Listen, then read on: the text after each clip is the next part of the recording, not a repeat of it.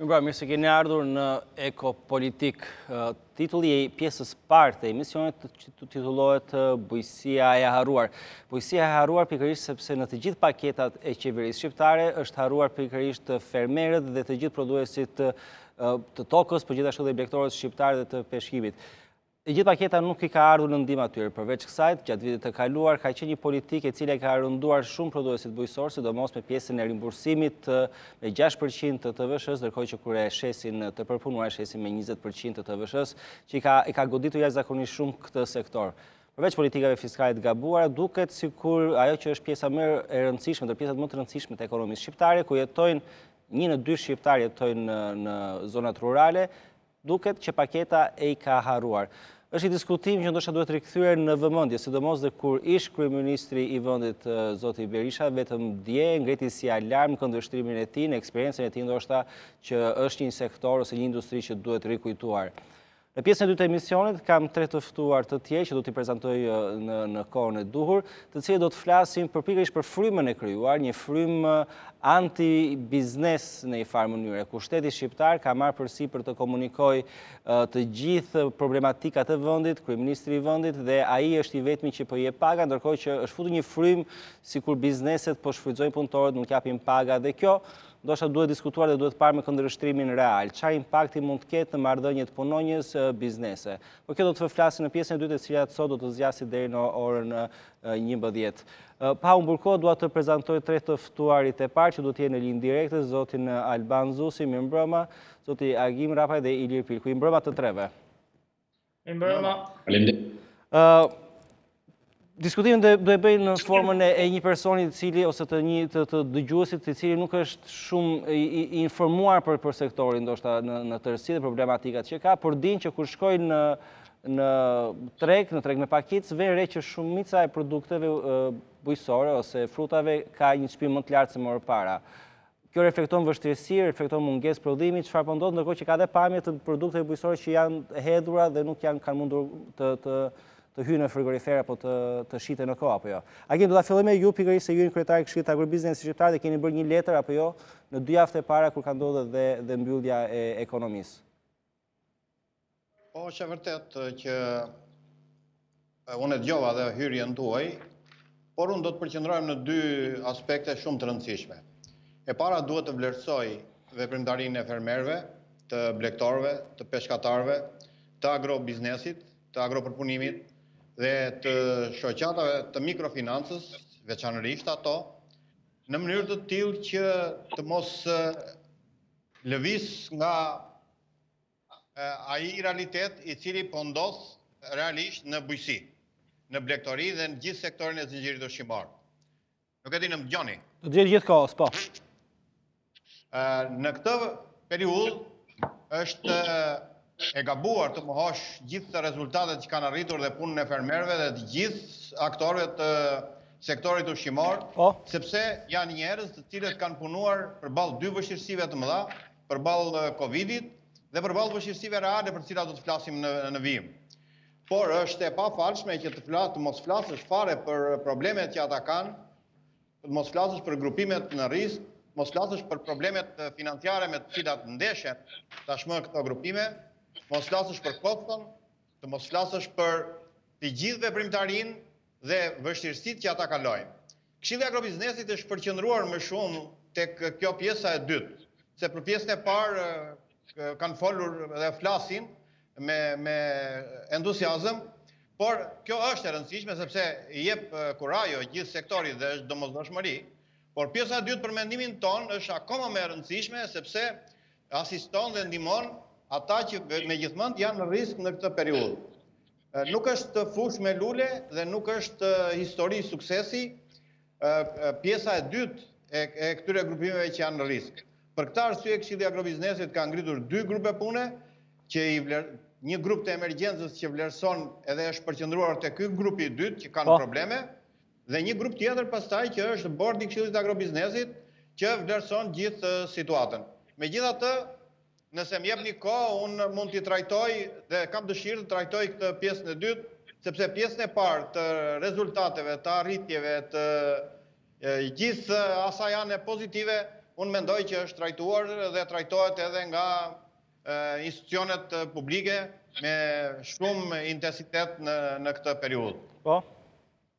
Atëre, le të bëjmë një pasqyrë të treve. Ilir, si e shihni ju situatën aktuale?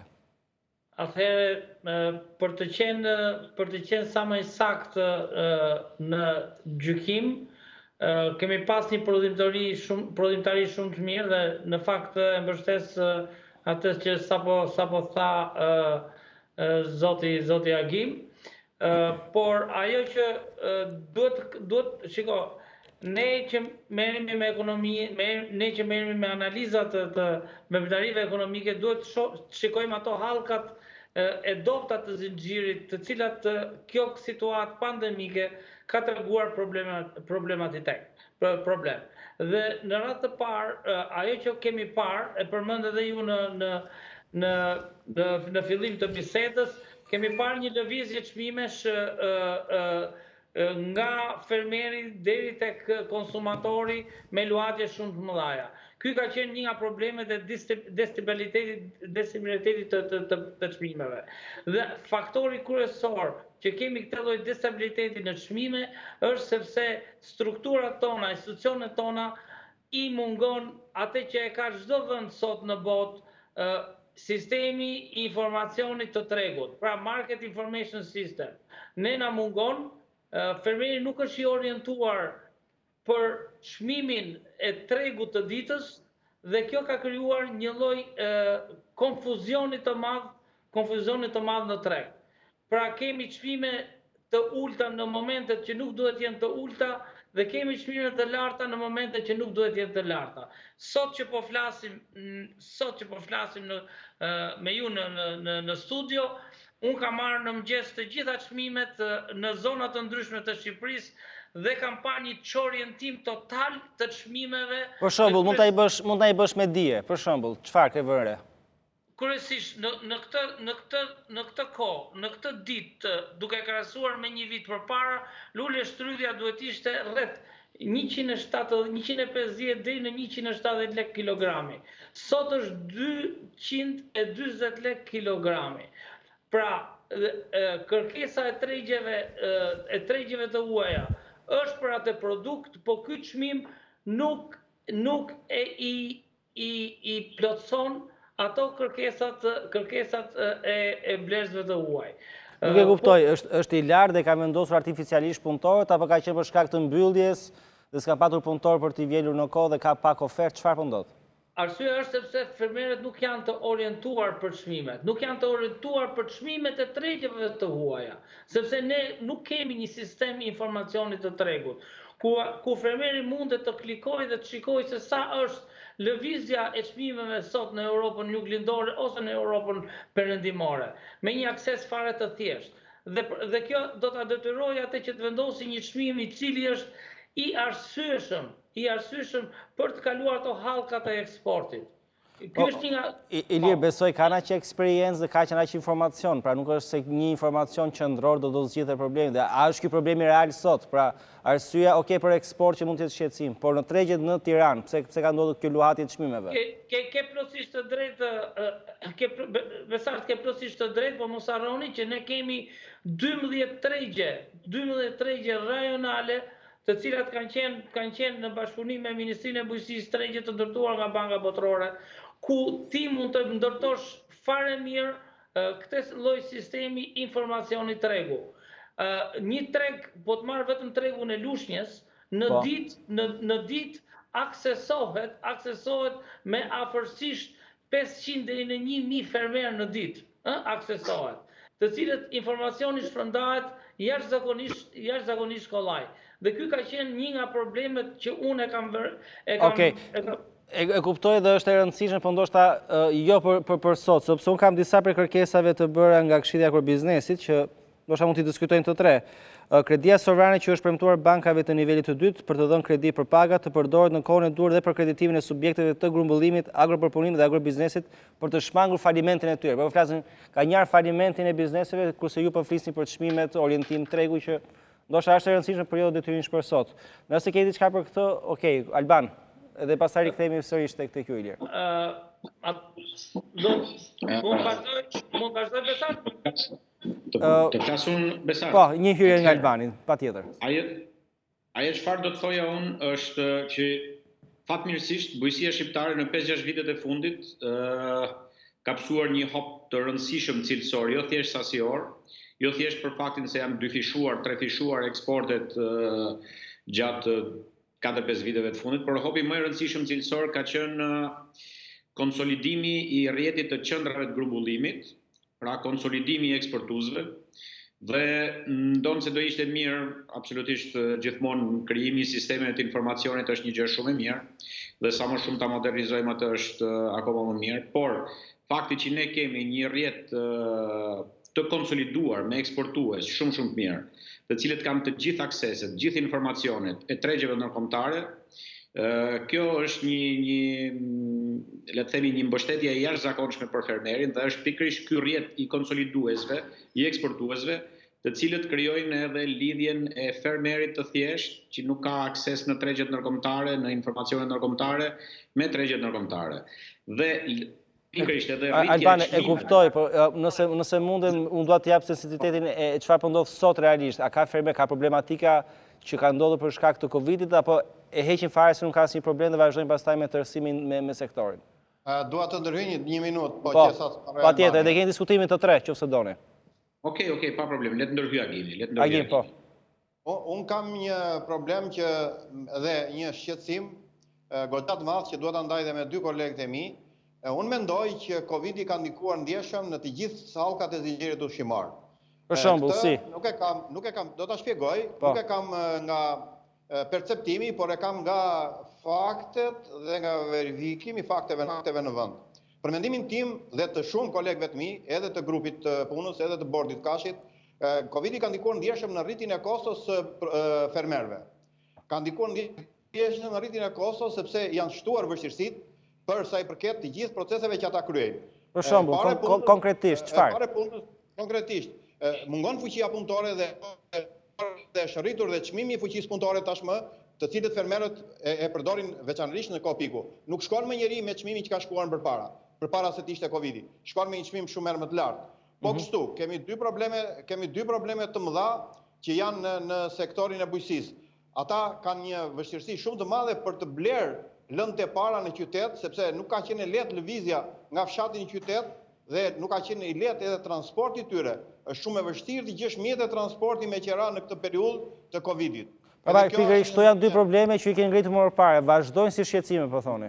Vazhdojnë si shqetësime sepse në momentin nuk di tani që u hap dhe u lehtësua sa do të lehtësohen këto. Po deri më sot që flasim bashkë, këto kanë qenë shqetësime. Atëherë le ti mbajmë këto 2 shqetësime. Këto si do reflektojnë pastaj në çmimin e produkteve? Çfarë probleme mund të ketë? Po patjetër që do të ketë probleme në çmimet e këtyre produkteve mund mos ketë, po do ketë problemet të mëdha në këto produkte mund mos ketë, por në çmimet që do vinë më mbrapa dhe në prodhimin që do vinë më mbrapa patjetër që do të ketë.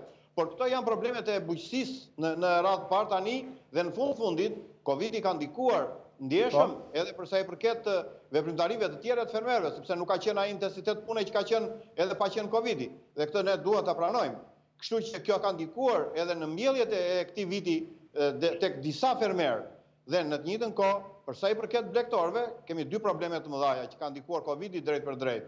Ka ndikuar tek prodhuesit e mishit, sidomos të mishit kecit, të qenjit dhe veçanërisht të mishit derrit, sepse në këtë periudhë mishi i freskët nuk është shitur sepse të gjitha këto subjekte që unë përmend i kanë treg kryesor, kanë ushqimin social. Dhe kemi ferma të derrit që kanë gati 2 muaj që duhet të hiqnin një sasi të madhe të sasisë të numrit të krerëve dhe nuk e kanë hequr. Pra bëhet fjalë për restorante, për konsumator familjar.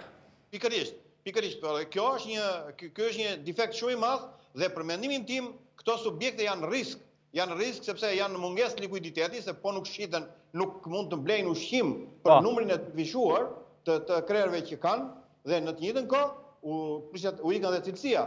Për këtë ne kërkuam të kishte për këtë lloj aktiviteti dhe për këtë lloj produkti, siç është mishi veçanërisht, ne kërkuam që të kishte një garanci që frigoriferët të mos rrinin bosh dhe thertorët të mos rrinin bosh në këtë periudhë, por ky produkt të magazinoj dhe të shitej në një periudhë të mbarshme. Shkëlqyshëm, ç'a ndodhi? U lejuan të punonin?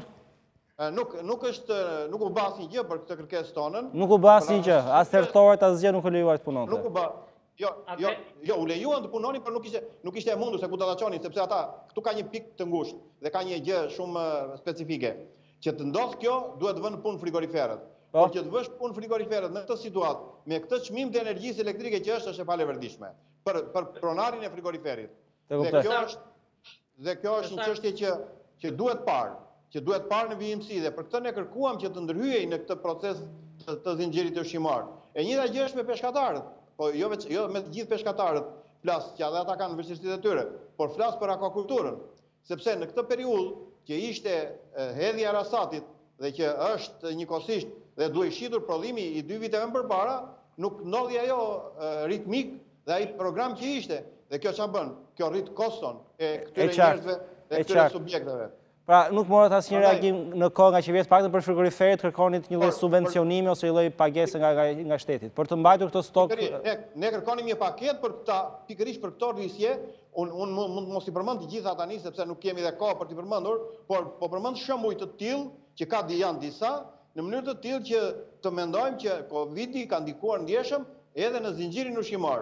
Por këtë e bëjmë edhe me konceptin jo se do të ndodhi diçka tek familjet fermere. Jo se do të ndodhë ndonjë hata e madhe tek ata, por në perspektivë dhe për ditë më të vështira, ne duhet përgatitemi. Duhet përgatitemi sot, të mos na gjejt pa përgatitur ditët e vështira, se ditët e mira pastaj dim dhe si menaxhojmë. Okej. Le ta bëjmë bashkëbisedim edhe me dy të tjerë ndërkohë, po. Po Albani, nëse mundeni zgjidheni, po ndoshta Albani se ndërprem edhe çfarë, po. Atëherë, unë absolutisht të gjithë ato çfarë tha Gimi më përpara qëndrojnë lidhur me disa vështirësi, të cilat pa diskutim kur për sa thuhet fjala vështirësi do të thotë automatikisht në ekonomi rritje kostosh.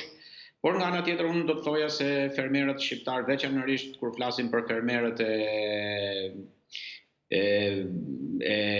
bujqësisë, jo të blegtorisë, kanë qenë edhe të bekuar nga fati gjatë kësaj periudhe, sepse edhe kanë shitur me dyfishin e çmimeve për shkak të kërkesës shumë të lartë të eksportit. Pra edhe nëse kanë pasur ndonjë rritje kosto, unë besoj se ju është rikuperuar, madje është tejkaluar për shkak të kërkesës shumë të lartë që ka pasur eksporti. Dhe unë besoj se përveç një periudhe shumë të shkurtër që ishte një periudhë 1 javore, 2 javore, fundi marsit, fillimi prillit, pjesa tjetër unë mendoj se është një periudhë, le të themi, e artë e prodhimeve bujqësore. Problemi qëndron kryesisht, dhe unë tani do të flas tek pjesa e industrisë dhe e tregtisë, meqense pjesën e parë e mbulon shumë mirë Agimi me ekspertizën dhe me njohjet e sektorit. Ajo çfarë kam ndikuar nga Covidi është ose që po ndihet shumë më tepër tani, për shkak edhe të masave shtrënguese, për shkak edhe të pasigurisë, le të themi, për të funksionuar në kushte informale. Dikush do të thojë që po shumë mirë që ka rënë informalitetit, por rënja e informalitetit automatikisht është e shoqëruar me një rritje të lartë prej 14% të kostos së produkteve bujqësore vendase, veçanërisht në sektorët të cilët prodhojnë produkte të shitshme në rrjetet e supermarketeve. Të tilla janë për shembull produktet e qumshtit, të djathit, sepse mishi duke u shitur edhe në dyqane të cilat përsëri kanë një nivel, le të themi, relativisht lartë të informalitetit, tregtimi i mishit të gjithë dimë që ka një nivel të lartë të informalitetit, por këto produktet e tjera të cilat shiten vetëm në supermarkete, po ballafaqohen me një kosto jashtëzakonisht të lartë, e cila vjen për shkak të diferencës së TVSH-s 6% në blerje me 20% në shitje. Alban, kemi qenë në këto studie para një viti, ku ishe i sigurt që në këtë periudhë kohe, pra në prillin e vitit kaluar ose në qershorin e vitit kaluar do ndryshonte politika. S'ka ndryshuar asgjë apo jo? Dhe vazhdon të jetë kosto për asgjë s'ka ndryshuar. Apo për punuesit. Unë kam qenë shumë optimist dhe besim plot, sidomos pas ndërhyrjes që bëri kryeministri në prillin e vitit kaluar për të ndryshuar, për të dhënë një subvencion për sektorin e qumshtit. Mendova se do kishte reflektim, mendova se në harkun e një vitit do mblidheshin evidencat e plota, provat e plota për ta ndryshuar këtë politikë, por nuk e kuptoj sepse institucionet tatimore nuk po e bëjnë institucionet e financave, Ministria e Financës nuk po e bën. Kjo po krijon një kosto jashtëzakonisht të shtuar dhe është e vërtetë që bizneset e sektorit të blegtorisë po punojnë, edhe bizneset e sektorit mishit në përgjithësi pra po punojnë, por po punojnë kur punojnë me produkt vendas, po punojnë me kosto jashtëzakonisht larta, kur janë të detyruar ta përpunojnë dhe ta tregtojnë në kanale formale, ndërkohë që është rritur jashtëzakonisht informaliteti pastaj në ato produkte të cilat mund të trajtohen dhe mund të tregtohen ato në kanale informale. Siç thash është rasti i mishit, që të gjithë e dimë që dyqanet e mishit janë të gjithë subjekte fizike, ndonse dyqani më i dobët realizon mbi 300.000 lekë xhiro në ditë. Këto janë, po themi, le të themi probleme. Ky është problemi kryesor me cilin po ballafaqohet ky sektor. Pastaj përgjithsisht gjërat e tjera janë mirë, e kam thënë vazhdimisht, është sektori më pak i prekur nga situata e Covidit, ndonse ka... Pra jeni kundra asaj thirrje që bëri ish kryeministri që është sektori më i harruar. Pra tha nuk është fasoneria që është prekur, por bujqësia që po ndjen shumë procesin e Covidit. Pasi fermerët nuk lejohen të shkojnë të punojnë tokën, po ka stok produktesh bujqësore. Kjo është problematike, kjo duhet zgjidhur, pajtojmë 100%, thash edhe një herë, e ripërsëris me ato që tha Agimi, këto janë vështirësirat të cilat duhen të kaluar, sepse krijojnë kosto. Kur themi fjala vështirësi, automatikisht ka kosto mbrapa, dhe janë gjëra lehtësisht të tejkalueshme, nuk ka asnjë lloj arsye sepse fermerët të pengohen, sepse mjetet motorike në funksion të fermerëve dhe të bujqësisë të pengohen, absolutisht duhet ketë maksimumin e lehtësirave, sepse këto edhe nuk prodhojnë rrezik. Këto janë njerëz që punojnë individualisht, nuk janë njerëz që punojnë në grup. Absolutisht ato duhet zgjidhur, por nga ana tjetër, unë do thoja se ky është sektori që përveç se të gjithë ne shqiptarët duhet të jemi mirënjohës, sepse po e mbajnë minimalisht po mbajnë problemet e sigurimit të ushqimit në vend, por është edhe sektori që po kontribon ndjeshëm me pagesën e taksave, me futjen e qarkullimin e lekut në ekonomi, me futjen e monedhës huaj euros në ekonomi, sepse ju thash që veçanërisht eksportet e fruta perimeve kanë shënuar rritje gati 20% krahasuar me të njëjtën periudhë vitit kaluar dhe gati 30-40% rritje. Na duhet të hyjmë në reklam, po unë vin disa mesazhe, po zgjedh njërin prej tyre Alban, ku thotë që të ftuarit po thonë që po arritur eksportet në bujqësi, ndërkohë që molla thotë si produkt këto 5-6 vitet e fundit molla shitur me çmim qesharak dhe gjysma prodhimit që ne kemi hidhet në plera. Atëherë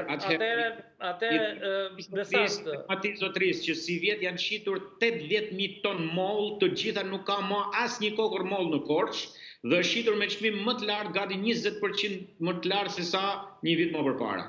Informacioni është krejtësisht i pa updetuar, është i pa zhurnuar. Ne kemi një prodhim në moll rreth 120.000 ton, është sot prodhimi... Do na e thuash pas reklamave, pra gjithë diskutimi është nëse ky informacion që vjen është i saktë apo i gabuar, pra a ka me të vërtetë rritet prodhimit dhe për sa i përket çmimit dhe nëse hidhet në plera, se disa imazhe i keni parë besoj dhe juve të medjave ku hidhet produkti bujqësor në kanal.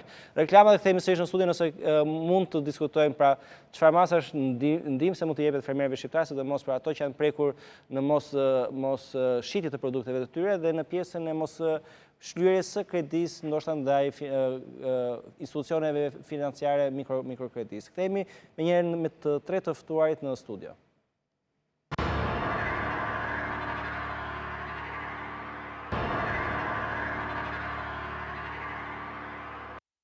Kthehemi në studio. Pra ka qenë diskutim këtë javë nëse bujqësia me të vërtetë është e harruar nga paketa Rama 1, Rama 2, nëse mund bëhet diçka për të ndihmuar këtë sektor, ku do të kujtuar dhe njëherë që 1 në 2 shqiptar jetojnë në zonat rurale dhe bujqësia ofron 20% të prodhimit brendshëm bruto në Shqipëri. Me tre panelistët, të tre po thonë që nuk është prekur shumë, përkundazi ka qenë një periudhë e mirë e prodhimit dhe ndoshta të vazhdojnë në pjesën e dytë të emisionit të shpjegojnë më mirë. Nëse ka ndonjë kërkesë apo është i diskutimi pa nevojshëm.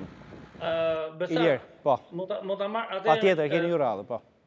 Përgjigja për atë pyetjen në lidhje me mollën, në bazë të statistikave të FAO-s, janë statistikat më të sakta, viti 2018, se 2019 nuk është përpunuar akoma, ne kemi pas një prodhim 108.300 ton moll ka prodhuar Shqipëria. Çështja gjithmonë e mollës do t'jetë në çdo vit ne do ta nxjerrim në çdo tavolinë, në çdo tryezë të rrumullakët do ta nxjerrim problemin e mollës. Konsumi botëror në bazë të statistikave ka rënë me 24%. Pra dhe kjo ndjehet dhe në eksportet tona, sepse është vetë konsumi që ka rënë në gjithë të botën. Dhe ky është i problematik. Pastaj vim ke varietetet, vim dhe ke cilësia dhe ky është një nga çështjet. Janë qitur të gjithë mollët e Korçës, Ilir, nuk ka më asnjë kokër moll, janë vetëm një frigorifer me atmosferë të modifikuar. Është viti më i mbarë që ka pasur ndonjëherë mollët si vjet. Albani jo të modifikuar, po me atmosferë të kontrolluar, sa për ta korrektuar.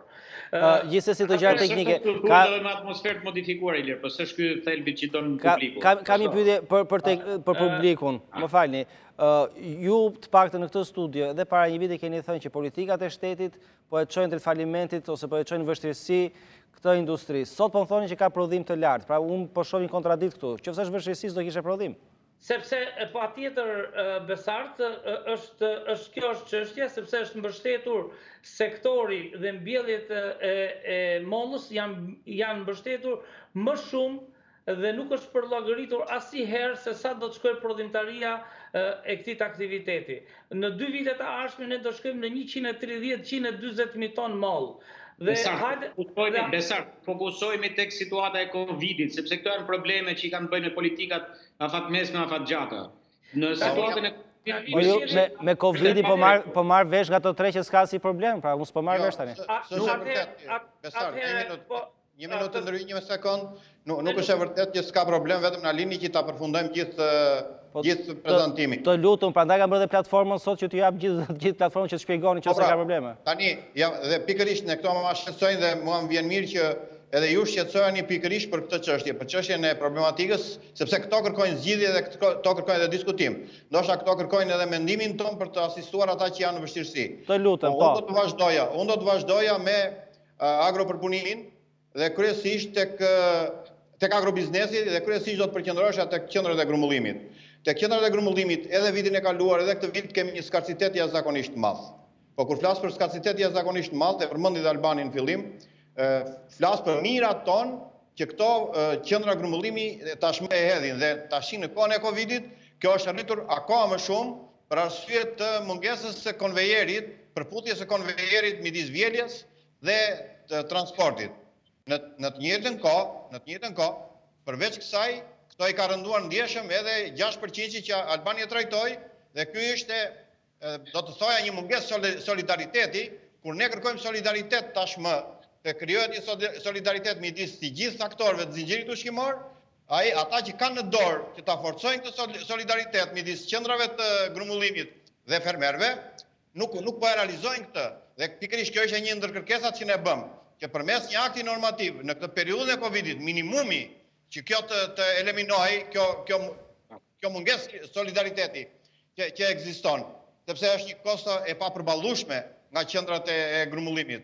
Megjithatë, do të vazhdoja në këtë proces lidhur edhe me agropërpunimin, por agropërpunimi tani hidhen bazat për përpunimin e produkteve. Tani do të mbillen fidanat dhe do të fillojë që të punohet në fushë për sa i përket periudhës që vjen. Dhe nëse ne nuk punojmë tani, ne do jemi prapë në vështirësi për agropërpunimin. Ne do të qëndrojmë pak tek mikrofinanca. Është i vetmi sektor që nuk ka gjetur mbështetje. Mund t'i bëj pyetje para se të kalojmë atje. A lejohen punonjësit fermerët të lëvizin lehtësisht, duke qenë se edhe nuk kanë kontakte shumë me njerëz të tjerë? A ka patur probleme, a do të marrin ata lejë një orë për të lëvizur? Brenda zonave rurale nuk ka pasur probleme, kanë qenë probleme sporadike. Ndërsa nga lëvizja nga zonat rurale në qytet dhe ana sjellës ka pasur probleme, ka pasur vështirësi. Pa përçuar mallin edhe probleme të tjera. Po, patjetër që ka pasur. Dhe ajo që përmendi Albani, atyre ambulantëve që shumica janë informal, edhe ajo ka pasur ndikim të ndjeshëm në këtë periudhë. Është mirë që të evidentojmë këto, të trajtojmë, të diskutojmë dhe të japim një zgjidhje në kohën e dur.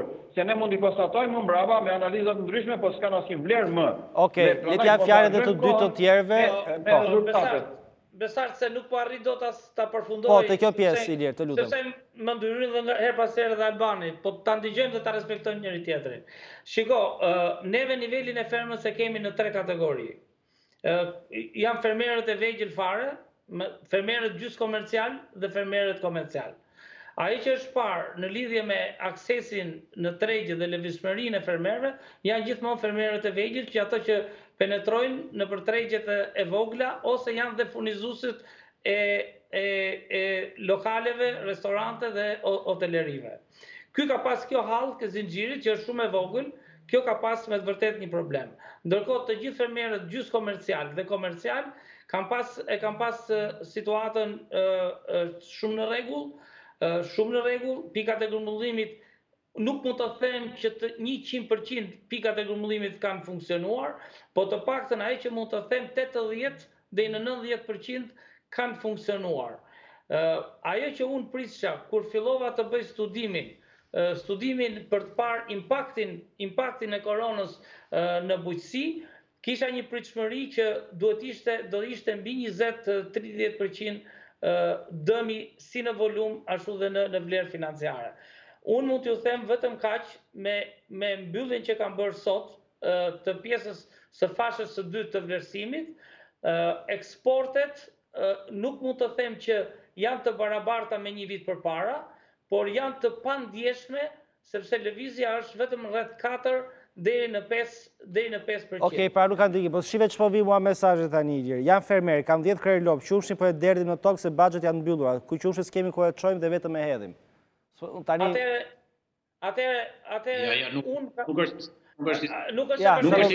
Sa po vinë mesazhet. Besar. Po? Absolutisht asnjë litër qumsh nuk po derdhet. Të gjitha fabrikat e tërheqin qumshin. Nëse mund të mbyllur ndonjë bagje lokale, mund të jetë mbyllur për shkak se kanë punuar në informalitet dhe në kushtet e formalitetit. Për shkak të këtij 14% që të famshëm që ne themi, ato mund ta kenë vështirë të mbijetojnë. Unë e siguroj atë fermer dhe cilin do qoftë ai, mjafton të shkojë të kontaktoj fabrikat kryesore, fabrikat e legalizuar, fabrikat formale, që gjithë ne i njohim se kush janë, dhe do t'ja marrin deri në pikën e fundit të litrit të qumshit. Ai rrezik lejohet të lëvizë. Ai rrezik nuk lejohet lëvizje Alban. Ai rrezik nuk lejohet lëvizje, ai po thotë po e hedh qumshtin. Besart nuk lëviz. Besart nuk lëviz. Është presja asaj ta agimi pak më përpara që ka probleme me lëvizjen e qumshit, me lëvizjen e mallrave, sepse është kjo pjesa e lëvizjes nga zonat rurale drejt qytetit. Ky pa diskutim është problem që duhet zgjidhur, duhen lejuar mjetet e tjera private, sepse fermerët nuk është e thënë që të kenë mjetet e tyre, duhen edhe mjetet e tjera që lëvizin, që ofrojnë shërbim transportit për të tretët, por në mënyrë absolute asnjë fabrik nuk ka ndërprer tërheqjen e qumshit, madje po rrisin çmimin. Le të lexoj mesazh tjetër. Më le të lexoj mesazh tjetër Ilir ndoshta u ndrysh. Mi mbrova zotrit, rrojmë situatën apo jo thot. Po shesin domate me 60 lekë Tiranë, 150 këtu ku jemi ne, po falimenton Bujqësia. Po sa çfarë i them? Atëre, kjo është një pikë që ja vlen të diskutohet. Ja vlen. Po jo, se po më del një panoramë ndryshe nga si e thonë ju, ndryshe nga ç'po vi mesazhet. Atëre, ja vlen të diskutohet, ja vlen. Ja Alban Ilirit të lutem. Të lutem Ilirit, pastaj ta lexoj, po.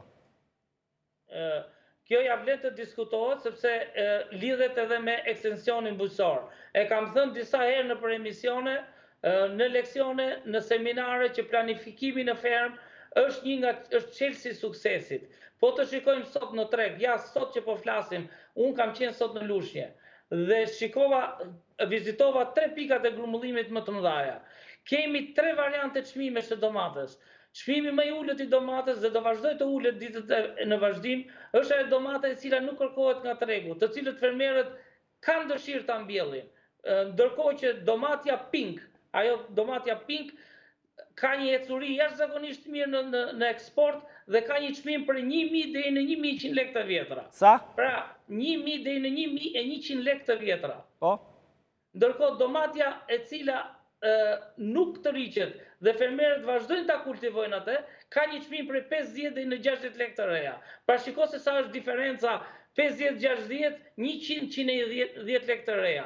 Pra fermeri duhet duhet patjetër të ndryshojë strukturën e mbjelljeve. Duhet bëj një planifikim sa më të mirë në mënyrë që të jetë i suksesshëm. Dhe kjo është përgjigja më e saktë dhe më e drejtë për drejtë për atë fermerë dhe për gjithë fermerët e tjerë që na ndigjojnë nëpërmjet emisionit tuaj. Do bëja një ndërhyrje Besar. Po patjetër. Iliri tha pak më përpara që fermerët komercial, ai ka parasysh fermerët me nip besoj, apo jo Ilir? Edhe gjithë komercialet janë me nip të Gime. Po, të gjithë komercialet maksimumi ka shkuar 50.000. Janë 350.000 fermerë që prodhojnë dhe kanë të prisë produkti. Tashmë, ne, dakor, do shqetësohemi për 50.000 fermerët që janë komercial, që kanë nip, dhe natyrisht edhe këta përshësit që kanë, por ne do të shqetësohemi edhe për pjesën tjetër të fermerëve që kanë problemet e tyre dhe pikërisht. Ky është shqetësimi që ne duhet i japim zgjidhje, por nuk japim dot zgjidhjen sot, dhe unë mendoj që do është një emision tjetër për të dhënë zgjidhjen këtij problemi, po sot është të trajtojmë pikërisht ato mesazhe që ty të vinë, pavarësisht se jo të gjitha mund të jenë korrekte, por ka grupime të tilla që janë realisht në risk. Dhe unë mendoj që këtë të diskutojmë dhe këtyre të japim zgjidhje.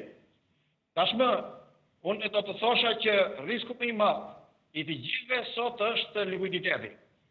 Është likuiditeti sepse shumë fermerë nuk kanë likuiditetin e nevojshëm për të prodhuar për periudhën që vjen dhe për të vënë në punë agroproduktimin.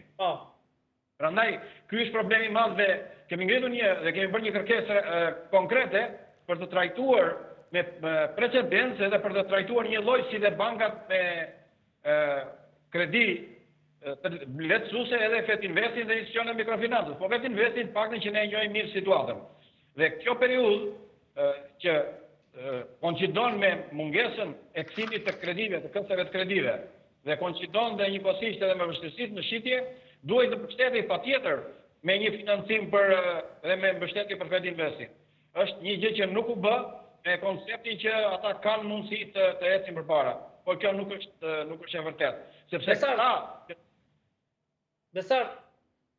Besar. Po, nëse gabimi ka mbaruar, mund që se Besar. Ka shumë që të ndërhyjnë i liri. Në vazhdim të kësaj që bisedoj, që prezantoj agimi, më fali Albani nëse i mora pjesën e minutazhit, dua ta vazhdoj këtë sepse kjo është një nga çështjet më të rëndësishme aktualisht.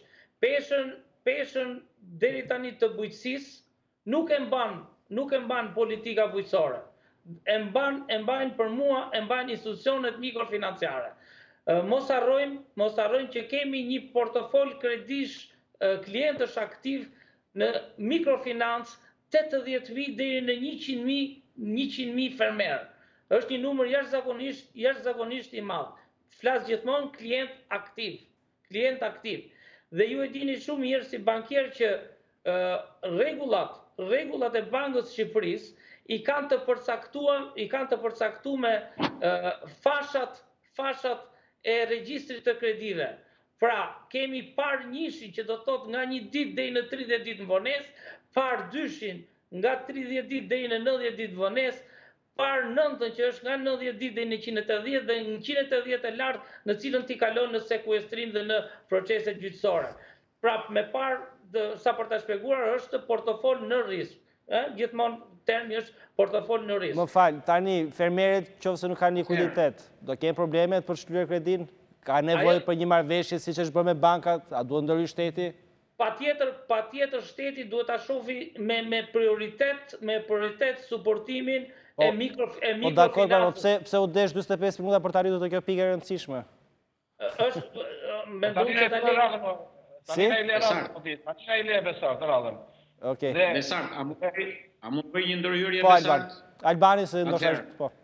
Atëherë, unë mendoj absolutisht pajtohem që të gjitha ato gjëra që thonë parafolësit do ishte mirë të zgjidheshin, sepse të gjitha ndihmojnë fermerin, ndihmojnë bujqësinë. Por, në një situatë të tillë ku jemi, sepse po flasim, ato janë problematika të cilat kanë qenë, do vazhdojnë të jenë edhe mbasi të kalojë Covidi.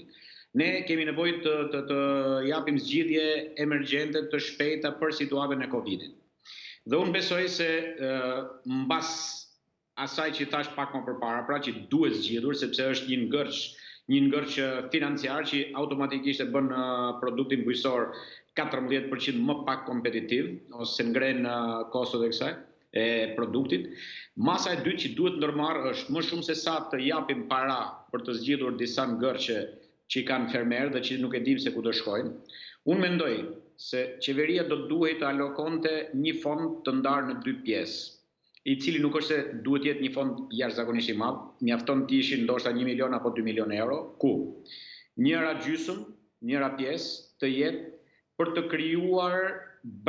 të krijuar certifikimin e produktit shqiptar. Pra, të bëjmë që çdo produkt që ka mbi 50-60% origjinë shqiptare të ketë një flamur të vogël atje, ku që zi një shenjë çfarë duam ne t'i bëjmë dhe të jetë i pranishëm pranë produkteve kur produktet arrin ta kenë këtë lloj certifikimit. Pra të ngrihet një institucion ose t'ju delegohet shoqatave të biznesit, shoqatave të merreve etj. Për të garantuar, për të certifikuar produktet me certifikatën e origjinës, me certifikatën shqip. Dhe së dyti, pjesa e dytë e fondit, 1 milion që tjetër, ju jepet mediave shqiptare për t'i promovuar këto produkte, për të promovuar këtë certifikat cilësijet.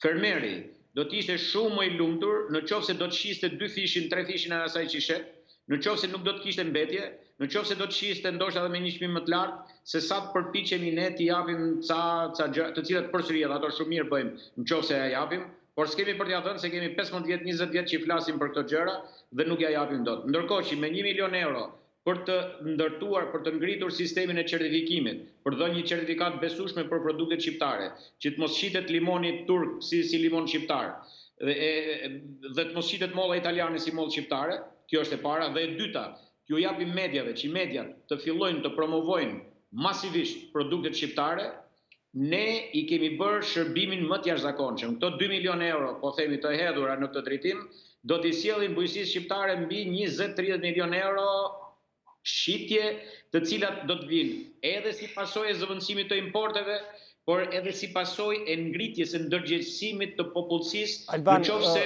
qytetarët do të bombardoheshin me një fushat. Kuptoj, aty lexoj disa për mesazhe që vijnë se ka i kontradikt më duket, sikur ka shumë fermerë që duken të shqetësuar për realitetin dhe po thojmë për shembull që çmimet po që bëvojnë pikat mafioze, thotë, jo pikat e grumbullimit. I lejon shteti këto pika mafioze që nuk quhet bujqësi, jemi në mjerim, të lutem lexoni mesazhin tim.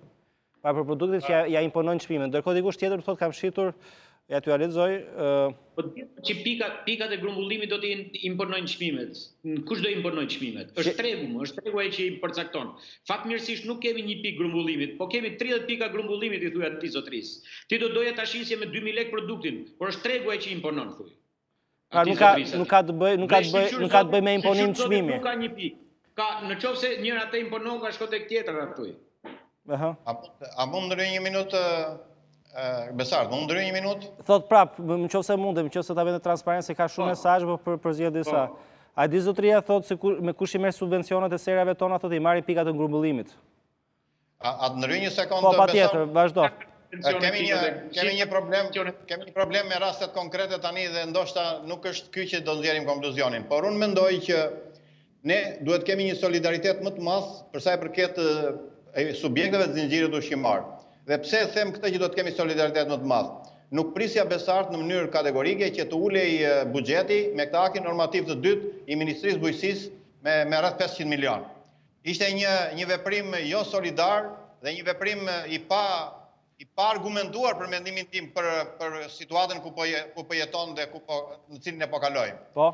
Unë mendoj që ne në këtë situatë duhet patjetër që të kemi një sinergji për sa i përket politikave edhe me vendet e rajonit. Nëse për bujqësinë në vendet e rajonit ka një paketë ndihmëse dhe ato kanë një subvencion për sa i përket agjencive të tyre të pagesave të drejt për drejt më të madh nga ne, si mendojnë ata që bëjnë këto politikat e mëdhaja, si mendojnë se do dalim ne më të fortë nga kjo periudhë post-Covid të sa ata, pa mendojnë ata që ne kemi qenë të avantazhuar tashmë, sidomos për perimet e freskëta, sepse ata s'kanë qenë treg. Po në momentin që ata do dalin treg me produktet e tyre, si mendojnë që do e kemi më të thjeshtë ne, ata që eksportojnë për në vendet e Bashkimit Evropian dhe në vendet tjera, po a them me plot bindje që do e kemi shumë më të vështirë. dhe do dalim më të dobët nëse ne nuk ndërhyjmë tani për të mbështetur dhe për të pasur një sinergji me paketat që kanë dhënë vendet qinj. Ne duhet dhe kam ngul port dhe do të vazhdoj të këmbgul, sepse është mendimi i gjithë kolegëve të mi që nëse ne nuk ndërhyjmë për të mbështetur me një paketë të veçantë sektorin e zinxhirit ushqimor, duke filluar nga bujqësia deri në fund, ne nuk do të jemi konkurrues në të ardhmen dhe ndoshta mund të bëjmë sado rezultatet kemi e të krahasojmë ato me vitin e kaluar, por do të vim në një situatë që do të vëmë në vështirësi të gjithë subjektet e zinxhirit. Nuk e besoja që ne do të marrim këtë lloj qëndrimi për sa i përket mbështetjes financiare të buxhetit. Prandaj nga buxheti. Prandaj e kam të domosdoshme që në këtë periudhë edhe AZBR-ja që është një institucion tashmë që mund të ndikoj pozitivisht për sa i përket grupeve në risk, megjithëse Albani thotë që nuk ka nevojë për grupet në risk, por unë kam mendim të kundërt në këtë rast, ka nevojë për në këtë rast sepse janë pasojat të Covidit. Dhe në fundi, erdhi mirë që edhe Iliri e ka konstatuar këtë, sepse kisha një përshtypje që fal që ndërpres, po mua po vin vetëm mesazhe. Nuk shpreha në asnjë moment që s'ka grupe në risk. Kush tha se unë Alban, mua po vin vetëm mesazhe. Po vin vetëm mesazhe ku thuhet që po e shesin mallin nën kosto. Atëherë Besart. Të produkteve të ndryshme, pra gjatë gjithë kohës. Nuk e di nëse janë të sakta. Besart. Si ka mundësi që ka rritje të çmimeve në qoftë se produktet Kjo është pyetja tani për juve. Shiko, Besart. Është pa logjik, në qoftë se ne raportojmë rritje të çmimeve në treg. Po. Dhe nga ana tjetër pas ka çmime nën kosto. Po si ka mundësi, sepse nuk janë 2 tregtarë që i shesin. Janë 1000 vetë që dalin e shesin produkte dhe sjellin produkte në Tiranë, në gjithë qytetet e Shqipërisë. Pra nuk jemi në një situatë monopolistike. Po gënjejnë fermerët duan çmim më të lartë dhe po bëjnë sikur është çmimi i ulët që po e shesin, apo? Besart. Po nuk ka sens ajo që thuhet, që po shesin nën kosto, ndërkohë që çmimet në Tiranë, unë kam dhënë intervistë para pak ditëve me një media tjetër që ankoheshin që çmimet e produkteve bujqësore janë rritur. Atëherë ku rritën, si u rritën çmimet e produkteve bujqësore, nëse dikush që ka duke shitur nën kosto. Sepse thash nuk jemi në një situatë monopolistike, që janë 2 njerëz që e shit kanë produkte bujqësore. Jeni të tremë në mendim? Produktet bujqësore i çdo njeri me një dum në Tiranë, Shkodër, në gjithë Shqipërinë. Është pa sens ajo që thuhet. Është thjesht për të ankuar ose është dikush që s'ka lidhje me fshatin fare. Besart. Po Ilir. Dhe kisha prit një sekond Ilir, të lutem Ilir, të marr unë pak sa kohën time. Unë kam një qendrim për të mbajtur lidhur me atë pyetjen që ju është bërë juve, që thuhet që ato qendrat e grumbullimit po na shfrytëzojnë, po na bëjnë. Qendrimi im është ky. Ky është një refleksion i atyre qëndrimeve komuniste dhe anarkiste që po mbajnë ca njerëz në media, ca njerëz që s'kan asnjë lloj lidhje me ekonominë, s'po them me biznesin, po me ekonominë, që përpiqen të krijojnë hije të zeza mbi biznesmenët të cilët po bëjnë heroizëm. Dhe kjo është ajo që del ai serës atje thotë nuk e marrun subvencionin, e merr qendra e grumbullimit. Po, kështu po vjen mesazhi. Aty në qoftë se është realist, në qoftë se e ka quar dikush, do t'i thoja këtij serës, ti çfarë do doje? Do doje 100 lekë për kilogram ekstra të t'japi shteti apo do në tregun për të shitur gjithë produktin? Se po të mos jetë ajo qendra e grumbullimit, ai nuk do shes si produkt. Dhe ne e dim se me sa janë shitur produktet para 2013-s. E dim se sa janë shitur dhe me çfarë çmimit janë shitur para 2013-s. Para 2013-s kanë qenë ato pamjet që shifnim ne, që hidheshin domate e qepe tjerë rrugës dhe shitej me 300 lekë, me 350 lekë kilja domates. Qendrat e grumbullimit ishin ato që ju a bën me 700 lekë e me 1100 lekë kilën e domates dhe që ju marrin të gjithë produktin, nuk i ngjelet më asnjë kilogram. Pra, duhet heqim dorë nga mendimet komuniste që ta marrja, le ta marrja ai serës subvencionin dhe të mos qesim pastaj produkt. Sepse është tregu. Qendra e grumbullimit është tregu, është mekanizmi, është ania, ajo që e mbart produktin që e hedh në treg. Nuk do shkoj ai me ser, me 5 dynym ser do dali do shesi në Gjermani ai, apo në Suedi, apo edhe në Maqedoni, me 5 dynym ser do dali atje të shesi ai, do marri 500.000 lekë subvencion. Me 500.000 lekë subvencion, ai do zgjidhi problemin, apo duhet të shesi 10 milion lekë produkt. Pra e shef si një frym të krijuar kundër biznesit. Refleksion i qëndrimeve anarkiste që unë i kam dëgjuar këtë ditë të fundit dhe që janë shumë të rëndësishme. Që të diskutoj faktikisht Albana në pjesën e dytë të emisionit, pikërisht për këtë arsye. Mediat Besart, edhe një herë, gjej rastin për të bërë thirrje. Në 2-3 ditët e fundit kam dëgjuar thirrje jashtëzakonisht negative për bizneset, për biznesmen, nga njerëz të çmendur, nga njerëz anarkik, nga njerëz që s'kan idenë se si funksionon ekonomia, nga njerëz të cilët po të dëgjohen do ta çojnë vendin në një anarki totale, që do të bëjnë që në këtë vend mos jetohet më. Në qoftë se fillojmë dhe sulmojmë dhe atakojmë biznesmenët, bizneset, ato të cilët në fakt po mbajnë ekonominë, po mbajnë njerëzit me punë, po mbajnë njerëzit me bukë. Sot nuk është i detyruar asnjëri të shkojë të punojnë në asnjë fabrikë. Asnjëri nuk të detyron sot. Çdo njeri po të ketë problem, po të jetë i pakënaqur rrin në shtëpi vet. Njerëzit shkojnë e punojnë sepse ju intereson, sepse e duan atë. Dhe këto biznese që sot po punojnë, po mbajnë edhe rendin social në këtë vend. Dhe ne të dalim dhe t'i atakojmë ato dhe të krijojmë të tilla insinuata është gjëja më e gabuar. Alban, më duhet ta ndërpres të pjesën e bujqësisë, do t'jap vetëm 5 minuta në pjesën tjetër për ta shpjeguar, pastaj kam 3 të ftuar të tjerë. Do të lej vetëm ty në linjë më pak më vonë. Akim dhe Ilir, nëse keni diçka të fundit, më duhet ta mbyll këtë pjesë. Ka problematika pa fund, por shqetësimin kryesor që nëse duhet. Pra po gënjejnë fermerët që thonë që përshësim në kosto dhe pastaj po abuzohet me çmimet në Tiranë, çfarë po ndodh? Atëherë Besart, Ilir, nëse mundesh shkurt fare, t'ja i ngjitet pastaj Agimit, po.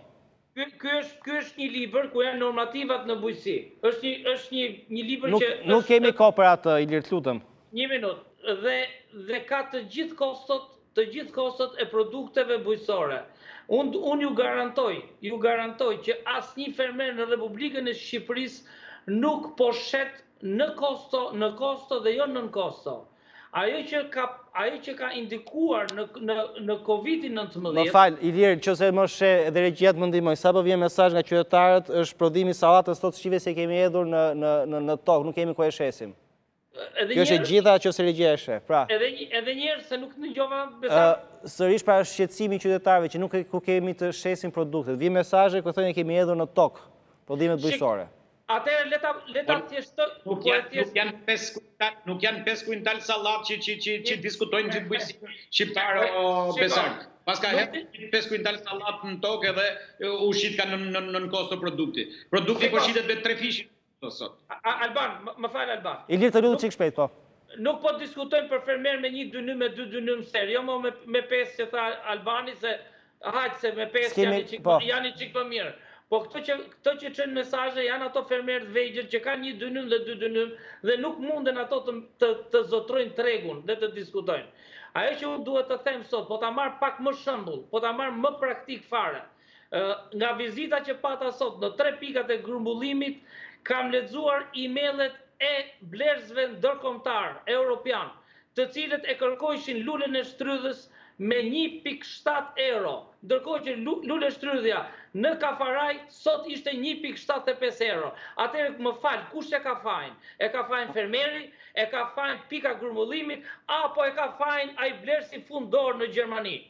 Pra, më kupton, jemi në një destabilitet çmimesh. Kuptoj. Fermeri duhet ta kuptojë më mirë këtë punë. Nëse vazhdojmë. Atë them dhe diçka. Agim po e fundit Agim po. Po, ne duhet të kuptojmë një gjë, duhet të kuptojmë realitetin e bujqësisë shqiptare. Përmenda pak më përpara, 50.000 fermerë që janë të lidhur me qendrat e grumbullimit, se këta dhe shesin, këta janë të komercializuar dhe këta kanë një aktivitet pozitiv në veprimtarinë e tyre tregtare. 300.000 tjerët që kanë një tepërisë produkti kanë këto probleme që të shkruajnë ty. Prandaj është domosdoshme që ne të ndryshojmë dhe të mendojmë edhe për këta 300.000. Kush do mendoj? Në radhë parë duhet mendojmë ne, duhet mendojmë shoqatat e tyre, duhet mendojmë përfaqësuesit e tyre për këta. Unë jam me atë që asnjë gram prodhim të mos na hidhet poshtë, sidomos në këtë situatë Covidi. Dhe ne duhet të shqetësohemi për të gjitha informacionet që na vijnë. Por nuk është çështja që këta do të bëjnë realisht, do të bëjnë politikën dhe do të vendosin mbi politikën që do ndiqet. Politikën e bëjnë ata siç ta Albani, bëhet në atë drejtim dhe e bëjnë qendrat e grumbullimit.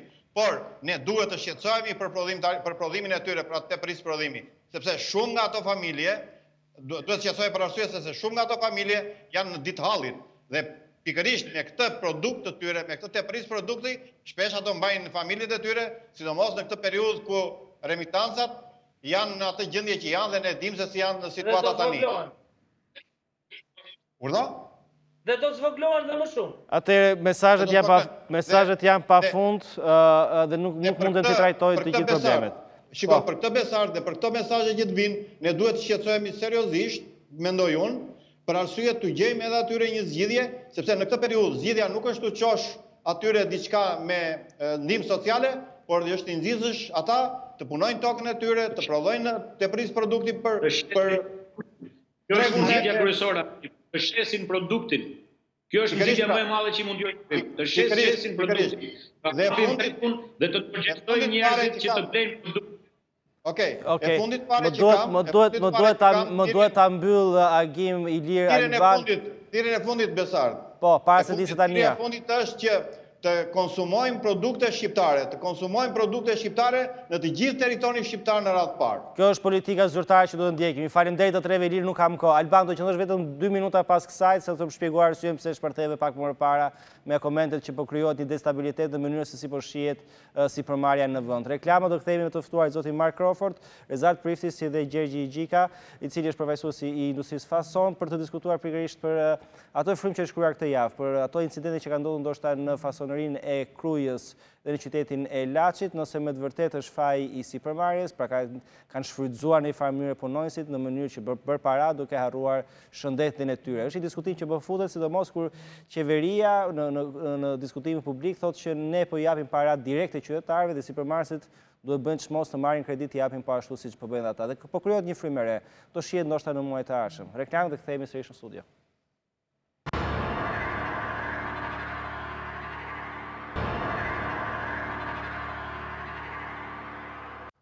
I kthehemi këtë pjesë të dytë të emisionit Ekopolitik dhe është i debat i cili ndoshta shumë qytetarë nuk e kuptojnë, e marrin si të mirëqen. Regjia me zhurmën në studio. Lutem po. Çfarë ndodh në Shqipëri sot? Ndoshta për mentalitetit komunist ku gjithnjë kërkojshin rregulla dhe ja ku kemi rastin konkret. Shqipëria sot nuk ka aktivitet ose për të paktën për 1 muaj e gjys nuk pati fare aktivitet privat, bizneset të gjitha u mbyllen me urdhër të qeverisë, dhe qeveria mori përsipër në një farë mënyrë të bënte edhe kompensimin e punonjësve që ishin hequr nga puna, u mundua të bënte edhe subvencion ose të jepte grante për ato biznese, të jepte lehtësira nëpërmjet sistemit bankar që të merrin kredi. Dhe ja ku jemi sot, shumica e fermerëve çojnë mesazhe që nuk po ne lejojmë dot të çojmë mallin nga zonat rurale drejt zonave urbane. Kemi probleme me çmimet, jemi të pakoordinuar. Pra, në kushte normale, shoqëria funksionon dhe secili shef interesin e vet dhe arrin aty ku duhet në kohën e dur, dhe çmimet pikërisht këtë reflektojnë se sa janë burimet e shtershme ose jo. Pat besoj javën e kaluar se si çmimet e naftës vajtën 9-0, pra ata që merrnin naftën paguheshin nga prodhuesit e naftës. Kjo tregon pikërisht që ku nuk duhet një produkt, çmimet do të ndryshojnë. Njëjta gjë dhe me Shqipërinë. Dhe për punëtorët shqiptarë ndoshta paga nuk është e lartë dhe s'është fare standard që ne do të dëshironin dhe është një standard që mund të jetohet. Por paga reflekton pikërisht ato çfarë ata mund të prodhojnë, çfarë japin tregut, çfarë japin prodhimit. Dhe diskutimi gjatë gjithë kohës, ndoshta edhe në panele televizive, ndoshta edhe nga akademik, ndoshta edhe nga politikan, flitet në emër të biznesit. Imponohet biznesit të bëjë politika sociale, imponohet biznesit të marrë kredi në emër të politikave sociale, në emër të shtetit, duke harruar dhe duke imponuar pastaj rregulla të cilat ata i çojnë drejt problemeve të reale ekonomike, duke bërë Shqipërinë jo konkurruese. Ky është debati ndoshta që do dua ta debatojmë me të ftuarit e tjerë dhe para se do vazhdoj të ftoj edhe zotin Mark Crawford, do të kemi Rezat Priftin dhe zotin Gjergji Gjika, para se të lidhem me dy të tjerë, do ta jap Alban ndoshta 5 minuta maksimumi për të shpjeguar arsye pse u revoltove pak më parë për çfarë ke dëgjuar ndoshta këtë kohë. Faleminderit Besart për mundësinë që vëmë jep. Ndjes publikut nëse unë u revoltova, por në fakt unë nuk jam i shqetësuar për asgjë tjetër, jam i shqetësuar për mbarvajtjen e gjithë jetës social-ekonomike të vendit, kur dëgjoj zëra të tipit komunist, të cilët përpiqen të krijojnë konflikte ndërmjet punëdhënësve dhe punëmarrësve. Se çfarë do të thotë ekonomi e centralizuar, më mirë se ne shqiptarët nuk e din asnjëri dhe e pam se cili ishte dështimi spektakolar i një ekonomie centralizuar pa punëdhënës, pa sipërmarrës, pa biznes. tashmë fatmirësisht e gjithë Shqipëria kaloi në këtë lloj sistemit, në sistemin e ekonomisë tregut, dhe tashmë na dalin disa teorician, të cilët për mua në fakt janë vetëm anarkist, dhe të cilëve media duhet t'ju mbylli ekranin e televizionit, ndonë se janë për lirinë e fjalës, por jo lirinë e anarkisë, të cilët duan të kundërvënë punëdhënësit me punëmarrësit. Punëmarrësit janë totalisht të lirë të shkojnë ose të mos shkojnë punë. Por të gjithë shkojnë. Asnjë punëmarrës nuk ka thënë që dua atë pagën e luftës, atë 400.000 lekë që nuk po shkojnë në punë. Ne të gjithë i kemi aty njerëzit. Po. Asnjëri s'ka na thojë që më shkurton nga puna, që unë të marr atë pagën. Të gjithë duan të jenë në punë, sepse marrin më tepër duke qenë në punë. Dhe në këto kushte të dalish dhe të krijosh të tilla insinuata, apo të dalish dhe të kërkosh mbylljen e 50.000 vendeve pune, pse? Sepse në Kruj apo në Fushë Kruj na që kanë smurur 20 vet, të cilët kanë qenë pjesëmarrës në një varrim, sepse ne e dimë këtë histori, se çfarë ka ndodhur, kanë qenë në një varrim atje, ka qenë një njeri i smur, që ju ka dhënë dorën gjithë njerëzve dhe ka smur një 13 njerëz, dhe ato njerëz kanë qenë nga ajo zonë dhe punojnë edhe atje në atë fabrikë, dhe tani u boka alarmi i madh, sikur fasonet që kanë bomba me sahat. Në për fasonet, dhe kur themi fasonet, në fakt nuk janë vetëm fasonet, po janë edhe fabrikat e tjera që prodhojnë sallam, edhe ato që prodhojnë djath, edhe ato që prodhojnë konserva perimesh, edhe ato kanë nga 70 veta, nga 80 veta në repart. Ti mbyllim edhe ato atëherë, të mbyllim gjitha llojet e industrive. Kush do t'i mbaj me para këto njerëz? Kush do t'ju japi rrogat këtyre njerëzve? Kush do ju japi aq sa po fitojnë sot në për ndërmarrja atje ku punojnë? Alban, argumenti, më fal, është i thjeshtë. Ju qëndroni në shtëpi me kollare, në vila, jeni shumë rehat, ndërkohë që punëtorët po vuajnë dhe po i shfrytëzoni. Cila ndërmarrje nuk e ka pronarin e kompanisë në drejtim të kompanisë me qisme? Hajde më shihni mu për ditë. Pyesni njerëzit që hyjnë e dalin në ndërmarrjen time. Jo vetëm unë, të gjithë jemi në krye të ndërmarrjeve, më shumë se asnjëherë tjetër. Asnjëherë tjetër nuk i kam qëndruar pranë ndërmarrjes sapo i qëndroj tani. Të gjithë sipërmarrësit. Më shumë se sa shteti, donin punonjësit më shumë se sa shteti? Absolutisht shumë më tepër se sa shteti i duam. Dhe kujdesemi për to, dhe rrim me to. Dhe i marrim edhe individualisht dhe i pyesim çfarë hallit ke. Dhe në qoftë se dikush ka hall, i kemi dhënë edhe para borxh për të kaluar një situatë vështirë.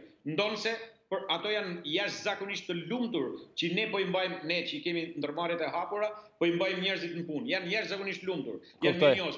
Do të them vetëm 2 fakte, Besar. E kam pothuajse 0 mungesat, atë mungueshmëri në punë gjatë këtij 1 muaji dhe gjysmë. Nuk e kam pasur kurrë më të ulët. Pa kanë ardhur nga vështirësitë ekonomike, kanë ardhur të gjithë. Dhe është rritur rendimenti me gati 20%. Çuditërisht është rritur rendimenti këtyre njerëzve me gati 20%. Janë jashtëzakonisht të motivuar, janë jashtëzakonisht përgjegjës, janë edhe të lumtur madje, të cilët kanë mundësinë për të qenë punë në këto lloj kohe, në këto lloj situate. Asnjëri nuk i sjell me zor. Alban, kanë totalisht mundur me ndajt në shtëpi.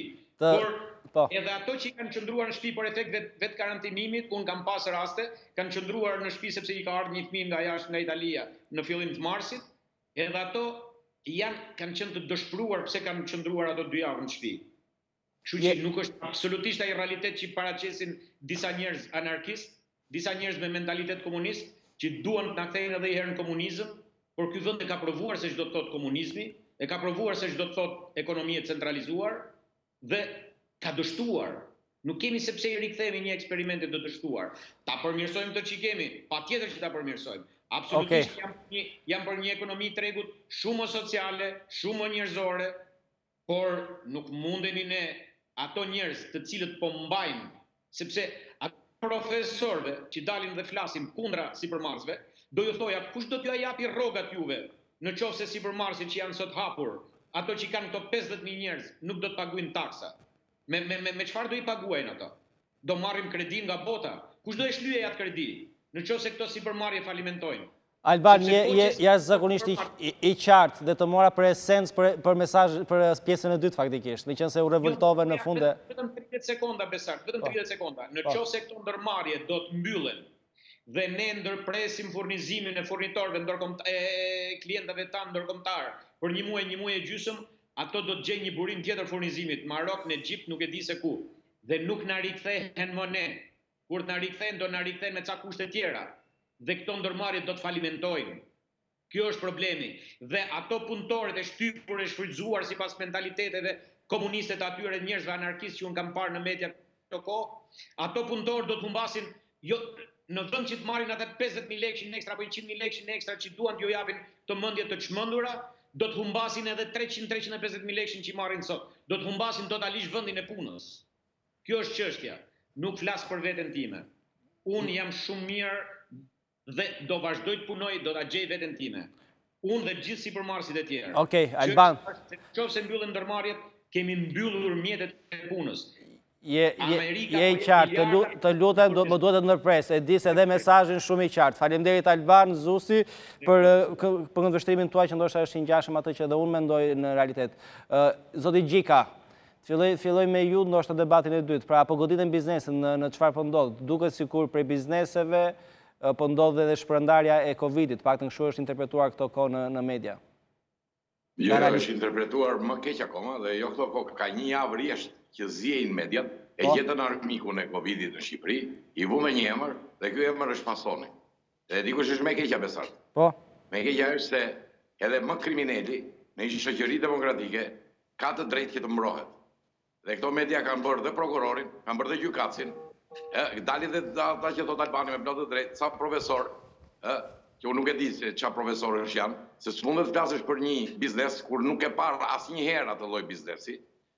Edhe e anatemojnë biznesin dhe e bëjnë baras me armikun e popullit, janë populist tipik, sepse manipulojnë pikërisht me ndjenjat e popullit, mos harroj që nazizmi manipuloi gjithat Gjermani me atë kulturë, jo më populli shqiptar. Pse i shqetësuar Gjegji? Çka ka të gabuar atë që thuhet? Jo, atë mua jam i shqetësuar. Po. Sepse ata të paktën njerëzve të shkolluar dhe të lexuar nuk u falet ai lloj interpretimi. Ka filluar të hënën, po ju them, te një televizion tjetër. Edhe dje vazhdoi te televizioni juaj, e të cilët nuk kanë argumenta. Unë po ju them disa kundër argumenta dhe ju lutem u përgjigjni. Kemi dhe një kolegun tjetër aty. Para një muaj, ai institucioni që neve na mësoi se si duhet të sillemi me virusin, pra si duhet të mbrohemi, si duhet të vishemi, si duhet të lajmë duar, drejtori i tij u sëmur me koronavirus. Atëre, kush është argumenti? Argumenti është që të mbyllim spitalin infektiv neve, me që shefi... Pra me tjenë logjik po thoni, do të mbyllim spitalin infektiv, me që u prek drejtori saj. Po, ama jemi konsekvent në arsye, apo e bëjmë këtë në mënyrë të diferencuar. Kjo është e parë. E dyta, kush nga këta profesor të nderuar, vajti dhe e gjëmoi në burim infeksionin dhe e gjeti që infeksioni u mor në fasoneri, apo u soll në fasoneri. Dhe kush ishte nga këta që e vazhdoi këtë trend dhe e ndoqi dhe 2/3 e ditës personin të sëmur, sepse 1/3 e ditës se kalon në punë.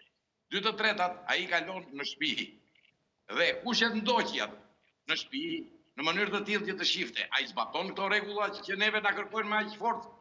Dhe kush nga këta pasaj do thotë që mundet të zbatohen dhe duhet të zbatohen vetëm tetor dhe 16 vjetor ti mundet të bësh pallë. Pra, në qoftë se ne duhet të marrim përsi vërtetën, e vërteta duhet të thënë ashtu siç është. A ka rrezikshmëri grumbullimi i njerëzve? Pa diskutim, këtë e thonë të gjithë njerëzit e kësaj fushë. Por, mundet të ndërpritet jeta në mënyrë të tillë, sepse i bie, i pastaj logjike që ne duhet karantinohet gjithë Shqipëria dhe shtetet e tjera pa diskutim që e kanë këtë koronavirus. Atëre, pje ime është, shtetet e tjera, a është ndërprerje jeta? Do të duash të marrim ne. Dhe tek ata që kanë qenë shumë më fatkeq se ne, ti që një tan për te idetit. Në asnjë mënyrë nuk është ndërprerje jeta. Atëre, ne dalim te një problem shumë më i madh. Që neve duam një sebeb. Unë e kuptoj që media tani nuk kanë më atë shumëllojshmërinë e lajmeve, dhe shqyqyr që u bërë një lajm dhe vajtën të gjithë buqitën në Kruj, po edhe kryetarët janë shqiptarë njësoj si ne.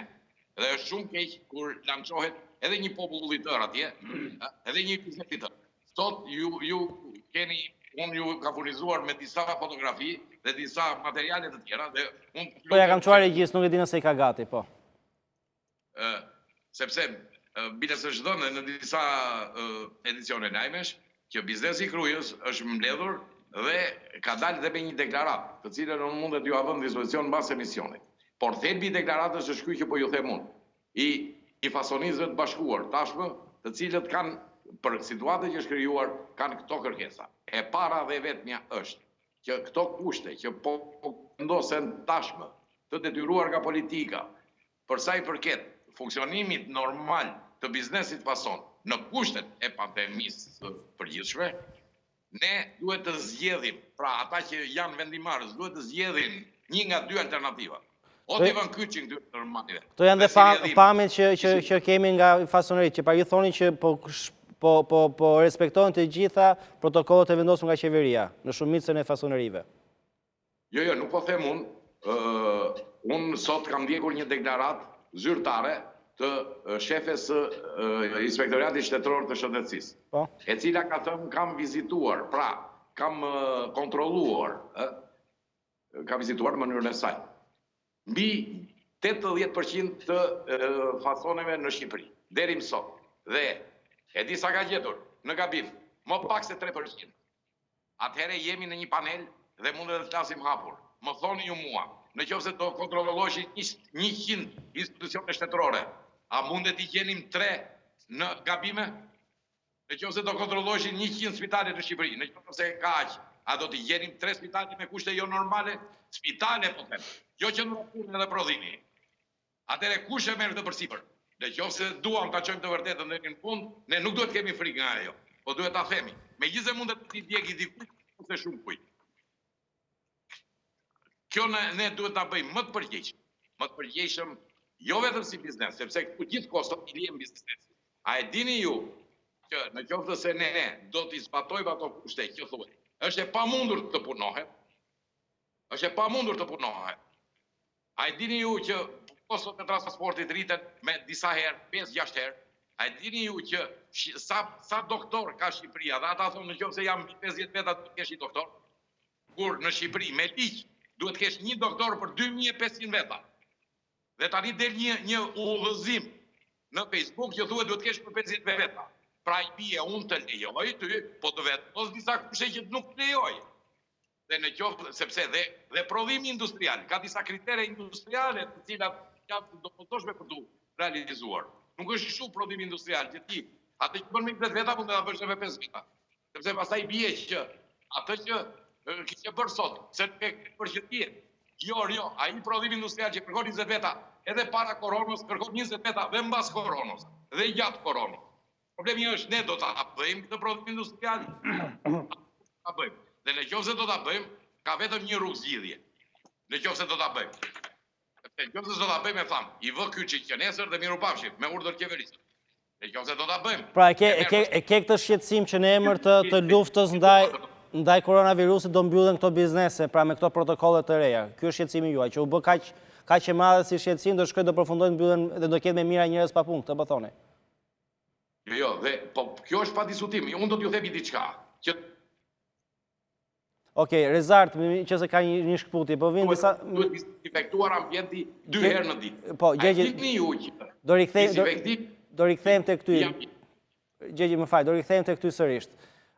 Rezart, pra, diskutimi që po krijohet është që bizneset janë të paduruara dhe duan të vazhdojnë jetën normalisht, ndërkohë që kemi një armik që është COVID-19, dhe në emër të saj ne do të mbyllim gjithçka, dhe kur ka një gabim siç ka ndodhur në një fasoneri në qytetin e Krujës, aty shkohet gjithë vëmendja dhe duket sikur me të vërtet biznesi është problemi. Si e shihni ju? Se po vjen mesazhe që thonë që nuk është vetëm fasoneri, por janë edhe bar, restorantet që kemi shqetësim dhe duan të hapen, kemi protokolle dhe mund ta hapim. Këtu janë gjithë që kanë shqetësim. Vetëm njëra palë nuk ka shqetësim, vetëm qeveria nuk ka shqetësim. Po se duke qenë se jep masa gjatë gjithë kohës të pamenduar, të pastudiuar, siç ngrefet në mëngjes ai dhe shkruan në Facebook çati dalin, siç e shkruante Enver Hoxha faqen e parë të librit dhe jep të tjerëve pastaj. Megjithatë, unë i bashkojmë kësaj idesë që të krijosh konflikt mes atyre që japin punën dhe këtyre që marrin punën, dhe është akti dëshpëruar populist. Jam dakord. Mirë, po siç ndodh për herë në çdo fushë këtu në Shqipëri, qoftë edhe për punën, edhe për fenomene të ndryshme, flasin njerëz që nuk e njohin atë ndonjëherë, dakord? Edhe për ekonominë, edhe për shoqërinë, edhe për edukimin, edhe për mjekësinë. Dhe në shoqërinë tonë kjo tashmë është bërë normale, siç ishte puna e Tremetit, në çdo budallik që ndodhet tani, të gjithë janë bërë ekspertë. Dhe unë mendoj që sa më shumë t'japim rëndësi kësaj, se dëgjova të dy zotërinj para meje që thanë ka profesor që flasin për këtë punë. Dhe me rizor në i farë forme, kupto se thashme edhe... Po, mund të afrohesh pak të lutem tek... Po. Dëgjojmë? Po. Tani dëgjojmë? Se dëgjohat zotrit para me i thoshin jam profesor që flasin për këtë punë. Me erdhi zor nga vetja deri në farë pikë se thash po unë çfarë kam në këtë mes. E kupton? Them edhe emrin, por për etik nuk e përmenda emrin, sepse s'dua të bëhesh as ai. Ju a them emër mbi emër. Po s'ka problem, unë nuk dua emrin atij, unë nuk do t'y fare këtë diskutimin, se unë thash parimin. Thash parimin që sa më shumë t'jap për shëndetësi budalliku, aq më shumë do të kushtosh vëmendje. Dhe ti më mirë të bëhet të promovoje disa hapa, disa gjëra të tjera. Ndërsa në një dimension tjetër, unë do t'u sugjeroj që herë tjetër ju t'i thoshit dhe emrat, mos dilit nga të parimin se ishte për ndjekur e politikë që na futën 50 vjet në burg, po tani nuk ka përmendim se na vjen turp, e kupton? Ky është tregulla, do ta thosh emrin e gjitha ti thuash. Kjo është tipike shqiptare se përmendim emrin e veçantë se kështu është puna. Edhe do desha ta shihja këtë punën pak në një dimension më të madh se sa thjesht fasoneria, sepse ka shumë njerëz, ka shumë industri. Është horeka, janë hotelet, janë baret, restorantet, është turizmi, që është industria që po përgatitet që të jetë katastrofë këtë vit komplet, dhe që me vitet e fundit kishte marrë një përqindje të lartë në kontributin e GDP-së së Shqipërisë. Tani, çfarë ka bërë Shqipëria deri tani që po flasim pas kaq kohë që ka kaluar, ose saktë qeveria shqiptare, ka bërë paketa që ishin më saktë se paketa ekonomike për biznesin që deri tani kanë qenë zero, kanë qenë paketa sociale. Dhe çfarë ndodhi? Ndodhi që në fillim fare u turrën, po me këtë parimin komunist që ju përmendat më përpara, u turrën me atë idenë që ne do mbështesim biznesin e vogël dhe biznesin e madh do ta lëmë anash dhe ta shohim se si do bëhet më vonë. Por çfarë ndodh? 90% e biznesit që është në Shqipëri është biznesi i vogël. Por po ta marrësh nga pesha e punëdhënies, biznesi i madh është punëdhënësi 47% të gjithë punëmarrësve në tregun shqiptar. Dhe kjo është një llogaritë katastrofike për atë që është bërë tani. Megjithatë, janë disa gjëra që siç i përmendëm ne këtu që në javën e parë të paketës së famshme Rama 1, janë dy pika. Një ndër to është ajo famkeqja e heqjes së kamat bonesa e TOSHE-s për $150 milion, që unë nuk e kuptoj edhe akoma nuk e di se si asnjë ekspert ekonomie, si asnjë përfaqësues biznesi nuk po flet për këtë. Që si mundet që paketet më të mëdha, në nevojën më të madhe që ka biznesi, edhe qoftë edhe individi shqiptar ose ai familjari që është aty, kompensohet ose ndihmohet TOSHE-ja. Se ç'pun ka TOSHE-ja, unë nuk e kuptoj fare, me borxhet që kishte në këto 2-3 dekadat e fundit. Që thotë është një kompani shoqëri aksionere me aksioner shtetin, është menaxhuar në mënyrë të papërgjeshme, x zotri futën burg atë që ka menaxhuar keq. Jo ti falesh në kurizin ton tani me që është krizë e madhe kjo punë. Dhe ka një mungesë analize nga shteti se sa është papunësia tani, sa është numri të papunëve që kanë hequr nga sistemi të gjithë bizneset që kanë falimentuar, sa është numri i bizneseve që janë në prag falimentimi, sa janë nevojat e likuiditetit. Në $250 milion që ishte Rama 1, Rama 2, Rama 5, Rama 7, nuk e di se sa kanë dalë, vetëm sot që flasin $10 milion janë disbursuar. Edhe ato ne e dim shumë mirë se si janë disbursuar dhe te kush janë disbursuar. Pra, u bë kokoshi një thelb nga gjithë thelbin e masave që janë marrë. Dhe për sa i përket ekonomisë, individit, nuk është marrë asnjë masë nga fillimi i kësaj pandemie deri më sot që ne flasim. Nuk ka një studim, nuk ka një strategji, nuk ka një analizë. Dhe përpos të gjitha karagjozigjeve që thuan lart e poshtë, do hapet javës tjetër, do hapet pas 2 javë, do hapet pas 3 javë, se u bën gjithë si pipero, këtë javë është piku, javës tjetër është piku, javës tjetër është piku. Pritet që ekonomia të mos të hapet edhe për 2 muajt që vi. Dhe risku i rikthimit të këtij virusi pastaj do të ndikojë deri në shtator. Pra çfarë ndodh?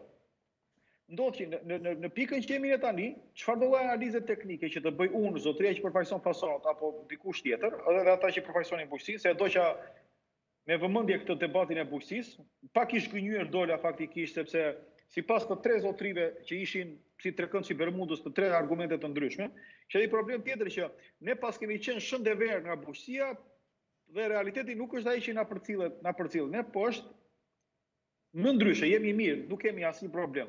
Edhe kjo më shqetëson pak faktikisht, sepse problemi i fermerëve shqiptarë është i njohur botërisht. Gjendja që janë ata, prodhimtaria që kanë ata e tjera. Qendrat e grumbullimit janë një fenomen i 5 vjeçarit të fundit, ose ndoshta edhe pak më pak. Dhe në fund të ditës, nëse këto qendra e grumbullimit nuk kanë çka grumbullojnë, atëherë është e kot se burimi i parë është po ai fermeri. Megjithatë sot që ne flasim, ka ardhur një lajm që është edhe lajm i mirë dhe lajm i keq, që nga qeveria u mori vendim që biznesi të vogël, ai që ka 5% tatimin, do t'i shtyhet tatimi, ose më saktë i anulohet tatimi për 2020, tatimi fitimit, dhe biznesit të madh i shtyhet për në shtator. Në qoftë se e mban mend bes, këtë e kemi bërë si diskutim javën e parë të paketës Rama 1, që në të gjitha masat që kishe marrë zotëria, ne sugjeronim që pikërisht të shtyeshin këto lloj. Sakt, po duhet 2 muaj që të vite deri në vesh. Dhe këto thosha tani, se mora njoftim të freskët, i duhen 2 muaj një kabineti qeveritar që presupozohet që ka institucionet më të kualifikuara të këtij vendi, nga tatime, nga Ministria e Financave, nga Ministria e Tigrave, luan meshave të tjera, që të reagojë ashtu siç duhet. Pra, dalim te pika e tretë që kam unë, më falë, nëse e zgjata pak. Jo, do të thuash pikën e tretë pas reklamave. Do ta mbash mend. Okej, faleminderit. Gjë do rikthehemi sërish dhe Mark, meqense erdhe pak më vonë kërkoi ndjes, do rikthehemi në pjesën tjetër të emisionit pikërisht për diskutuar për këtë ndryshimet e ligjeve nga ana e shtetit, pret 1 muaj, për 2 muaj shefsir situata. Pra nuk ka një strategji të mirëfilli që është e parashikueshme nga ana e biznesit, por përveç kësaj ka filluar edhe një frym anti-biznes, ku shihet që supermarketet shqiptar dhe punonjësit janë në konflikt, ndërkohë që nuk është ashtu, do të jetë e njëjta frym. Punëtorët, punonjësit dhe supermarketet do të jenë në të njëjtën varg. Reklama dhe kthehemi me të tretë të ftuarit.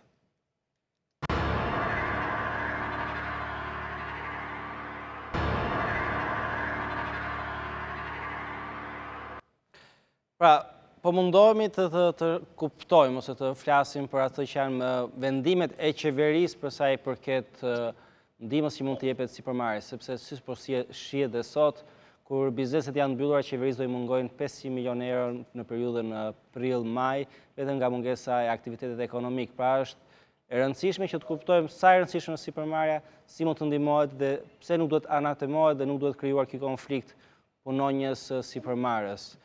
Mark Crawford ish përfaqësues i dhomës amerikane të tregtisë. Mark, shqetësim ndoshta në kohë vështira të gjithë tregojnë në mënyrën e tyre të menduarit, po si e sheh këtë artikulim që po bëhet në Shqipëri dhe qasjen që po bëjnë ndoshta edhe politikë bërja për t'i ardhur ose jo në ndihmë biznesit? Kuptohet që është një situatë që nuk kemi precedent. Tani në Amerikë ka një konflikt që është edhe më gjerë se këtu në Shqipëri, midis politikanët edhe shtetet, edhe bizneset, disa shtetet që janë duke hapur, disa shtetet thonë që është shumë shpejt, presidenti është iku në mes. Edhe kemi pas disa situatë si që ka pas në Krujë, për shembull në Wyoming ishte hap një fabrik, edhe ose më mirë të them që nuk ishte mbyllur fabrikën, edhe shumica nga punonjësit që kanë marrë COVID-19. Në fundit, unë them që ne na duhet testimin, dhe derisa të kemi testimin, ne nuk dim nëse kemi pas, unë mund të kishim, ose mund të kem virusin, unë nuk kam simptomet, por nëse unë kam kaluar virusin edhe kam imunitet, se të mos shkoj prapë në punë. Derisa të kemi testimin, ne nuk do kemi shumë informacion kush mund të shkojë në punë, kush duhet të rinë në shtëpi. Kuptohet që ata që janë në rrezik normalisht janë në karantinë, jo ata që nuk janë në rrezik. Por ne kemi mbyllur gjithë brenda, derisa të kemi testim mjaftueshëm, ne do jemi duke ecur si të verbërit, pa ditur ç'a do bëhet. Po në këtë verbëri, më faqe ndërpres, në këtë verbëri ne dim pasojat e njeriu të verbit, që mund të rrëzohet, dhe ajo që po rrëzohet është mirëqenia ekonomike dhe buka e familjarëve shqiptar. Kuptohet, edhe jemi duke rrëzuar. Në fakt, unë nga disa bizneset të mia, unë ishe duke folur me një shok, shumica nuk ishin prekur, në fakt. Një ishte keq para se ndodhi COVID-19, kështu që është akoma keq, por nuk ka lidhje me COVID-in. Edhe një është prekur direkt nga këtë krizë që kemi tani. Kuptohet që qeveria është duke reaguar, edhe gjithë qeveritë të botës janë duke reaguar, sepse nuk ishte planifikuar mirë. Edhe unë kam shqetësim, jo për momentin, por kur të kemi një krizë tjetër, të jetë një vallë të dytë të COVID-19 ose një pandemi tjetër, sepse ne mund të mbyllim për 1 muaj, 2 muaj është si Ferragosto, që erdhi më herët këtë vit, por të mbyllim në zero nuk është parashikuar nga asnjë biznes, mbase ata po parashikojnë një rënje 50% ose 20%, por të ketë zero të ardhur është diçka që është jashtë normës, dhe do ketë disa firmat që do fallamentojnë. Kur fallamentojnë për shkak të Covidit, unë them që sipas ligji shqiptar normalisht borxhet ndaj shteti nga një herë takohet administratori. Unë them që administratori duhet të jetë, domethënë, i pafajshëm në këtë situatë. Kuptoj. Gjergji, rikthehemi, pra ta bëjmë një balancë midis shqetësimit të shëndetit publik dhe ashtu siç edhe Marku që po funksionojmë në errësirë, pra nuk dim sa është numri, nuk di kush e ka, çfarë ka e tjera me radhë. Dhe atë që shqetësimi juaj që okay, mund të mbyllim këto të gjitha, por do jemi mira njerëz pa punë në muajt e ardhshëm. Jo, më se këtu del edhe një diskutim tjetër. Këtu del sikur ne po e mbajmë me zor biznesin dhe duam të bëjmë milioner në këtë periudhë me zor.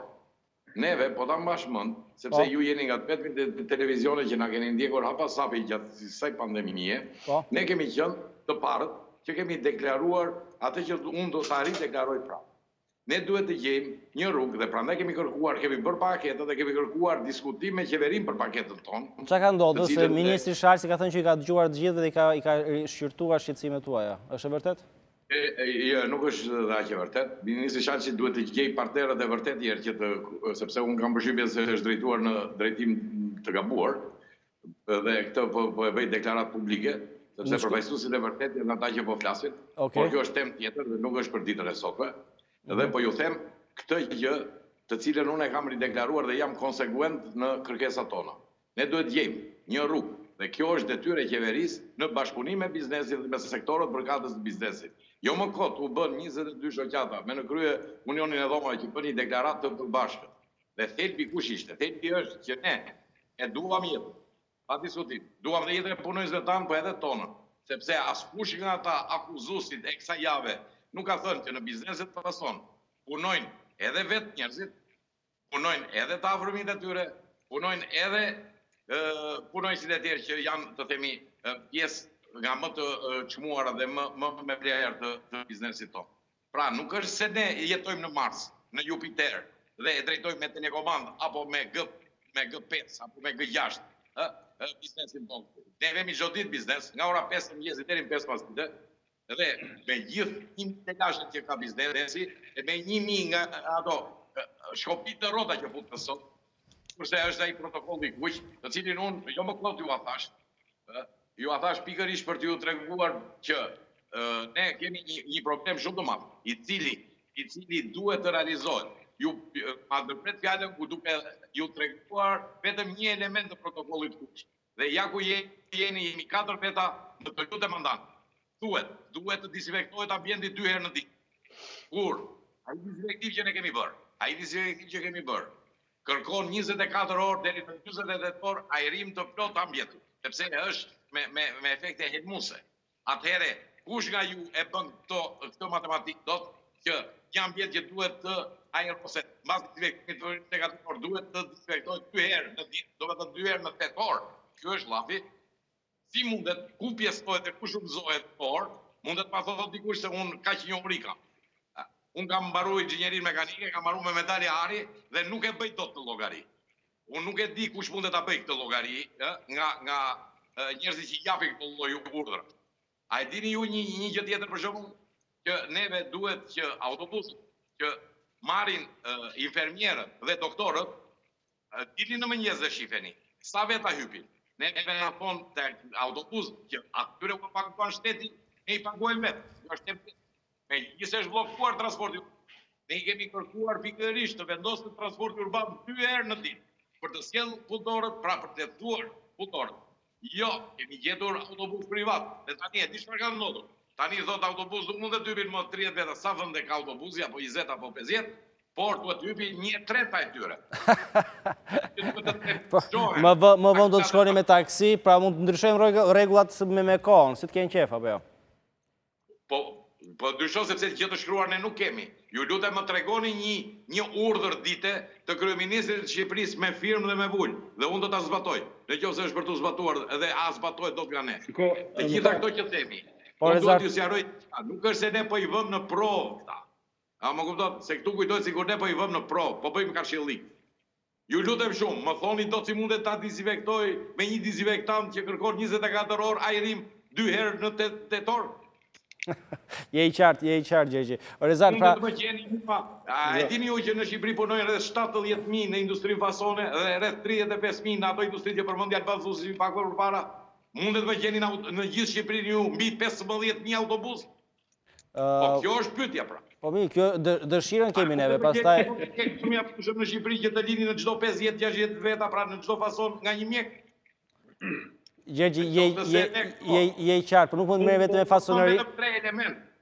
Unë po përmend vetëm 3 element. Pra, nuk do të merrem me fasoneri specifikisht, më fal. Pyetje për zotrin. Po. Na vi pyetje për zotrin. Gojtë Këshia thotë që industria fasone është kërcënuar të mos pushojë asnjë punëtor nga puna. Është e vërtet? Si është e vërtet? E ka thënë zotës kryeministri dhe ka thënë guxoni dhe pushoni ju përfundoni në ekura. Unë i lutem da tani Besartit të nxjerrë një me të kuqe që ka dalë po prapë te televizionet shqiptare. Të dalë njoftimi i kryeministrit. Më kupton? Dhe çfarë përmend? Neve në këto 40 ditë jemi përmendur 1400 herë, ne jemi kërcënuar me burg. Dhe unë do deklaroj atë që deklarova në emisionin e orës 17:30 tek ju. Mundet të futësh 762 veta në burg, pa asnjë problem. Por a je i sigurt që pas hekurave ju e keni zgjidhur këtë problem? Pa diskutim që jo. Në qoftë se koronavirusi ikën nga Shqipëria dhe zhduket jere mirë me 762 biznesmen fason në burg, unë po ju them jam gati që sot vë praga. Rezart, e morën përgjigjen, besoj. Jo, më marr përgjigje, mos u dorëzoma, por nuk e se dorëzohesh kaq herë si po në kohë lufte duhet pikërisht të gjë. Jo. Po të ishim dorëzuar ne nuk dilnim këtu. Unë po ju them pikërisht të njëjtë gjë, që nuk zgjidhet me burg kjo, sepse çfarë po bëjmë ne? Po nuk zgjidhet me burg, mos i merr kaq seriozisht, Po nuk Po nuk u zgjidh kjo punë. Nga ata që kanë në dorë për ta zgjidhur, çfarë preti do ta zgjidh unë? Unë po them, më jepni një institucion shembull në Shqipëri, një, nuk dua 2. Shtetëror, që i zbaton të rregulla dhe unë të vi dhe t'i shoh. Le të bëj një copy paste në ndërmarrjen time. E keti qartë, pra ti thua që i kërkohet shumë biznesi, ndërkohë vetë shteti nuk i respekton dot rregullat. Rezart, po. E pyeta zotrise, në ndjenin time, industrisë fasone ishin kërcënuar nga ministri i krizave me ta bëj atë të bëj këtë nëse do pushoni një nga puna. Megjithatë, mesa duket që nga e vërtet që nuk i ka. Po do të thosha dhe sugjeroj që të mos ta merrte kaq seriozisht të lloj shteti, mos e nuk është shtet për të marrë seriozisht këto. Të prifte mbar ta bëft puna mbar etj, po mos i merr kaq seriozisht sepse gjithë reporta me këtë budallik është si te libri Kështjella i Franz Kafkës, e kupton? Sa më shumë të revoltohesh me këtë budallik, kaq më shumë i kushton vetes. Dhe për të dalë pak nga pjesa e industrisë fasone, se kam përshtypjen që është sindrom më i madh. Po, sakt, po. Pra shembulli, por është më i madh se vetëm fason, po. Është sindrom më i madh, pra është sindromi i papërgjegjshmërisë, sindromi i budallikut këtu është shkon përtej fasonerisë, shkon në të gjitha industritë. Dhe siç përmenda industritë më përpara, qoftë edhe bujqësia që me të 3 zotrit me Demetin mbrojtën, është hoteleria, turizmi, janë gjithçka. Është pak më larg pamse si logjik. Dhe hyn te dimensioni politik i kësaj pune. Dhe unë besoj, paktën besoj që këtu nuk ka pasur ndonjëherë një mas konkrete për të marrë ose ndonjë ide nga mbrapa ose ndonjë plan strategjik se si do vej kjo punë. Kjo ka ecur me perceptimin se hajde ta kalojmë kësaj radhe. Siç u kalua me tërmeti, që ra tërmeti shqyr zot ishte lokal dhe zotrinj bën gjëra sikur u dhan gjithë dynjas fasule, orize etj. Dhe sot e kësaj dite, po me logjikën, hajde ta kalojmë me këtë, janë po në çadra ata njerëz. Sot që flasim ne në krizë është individi, në krizë është liria e individit, në krizë është biznesi, është drejta për të bërë punë dhe çdo lloj lirie që ti ke vërdall. Dhe në këtë sens, ne nisim për shembull me ata që kryeministri i quajti herojnë të luftës, me mjekët dhe me këta punojësit që ishin për markete etj. Sot, po ato markete, që po trumbetojnë edhe faktikisht për punën më të madhe etj, po paguajnë, po punojësit, po shtrogën minimale dhe po shesin deri diku produkte që nuk janë të rregullat certifikuara. Po me mjekët çau bë, u dhan ato 1000 euro të famshme që ishin në vargun e parë të zjarrit. Kjo është pyetja e parë që kam unë për sa i përket pjesës që ishte drejt për drejt përgjegjësi e tyre. Për sa i përket tani te biznesi, që është halli im më i madh, është që nuk ka dritë në fund të tunelit. Nuk ka dritë në fund të tunelit për arsye se nuk ka ndërmend njëri të marrë masa për këtë punë. Ndaj dhe mendimi im është që është koha për politikë. Nuk jam më i asaj që sepse ka nevojë për zgjidhje politike kjo punë, ka nevojë për ide inovative, ka nevojë për kreativitet, se si të menaxhohen disa gjëra të tjera. Në ndryshim nga ekonomitë që përmendën her pas here Gjermania, Amerika e tjera, ka dy dallime. Dallimi i parë është që ato janë ekonomi jo relativisht, por shumë të sofistikuara, dhe e dyta janë ekonomi shumë të mëdha dhe më vështirë të menaxhuar. Ekonomia jonë është një ekonomi e vogël dhe relativisht e kollajshme për të menaxhuar. Dalim te masa e dytë e marrëzisë së radhës, që është pjesa me amnistin. Unë kam qenë për herë pro amnistis dhe se si do të bëhesh amnistia nga ana teknike. Ka disa probleme, në sensin rregulla, se si nga ana teknike do vetë amnistia, siguria, ai që do deklaroj fondet për amnistin, a do të kaloj në një imazh i deklasuar apo jo, dhe ka të bëjë me pjesën e tjetër të lidhjes korrupsionit. Dhe unë kam një pyetje, po unë për shembull që i kam paguar gjithkohës taksat, ç'të bëj? Të ndihem keq unë tani?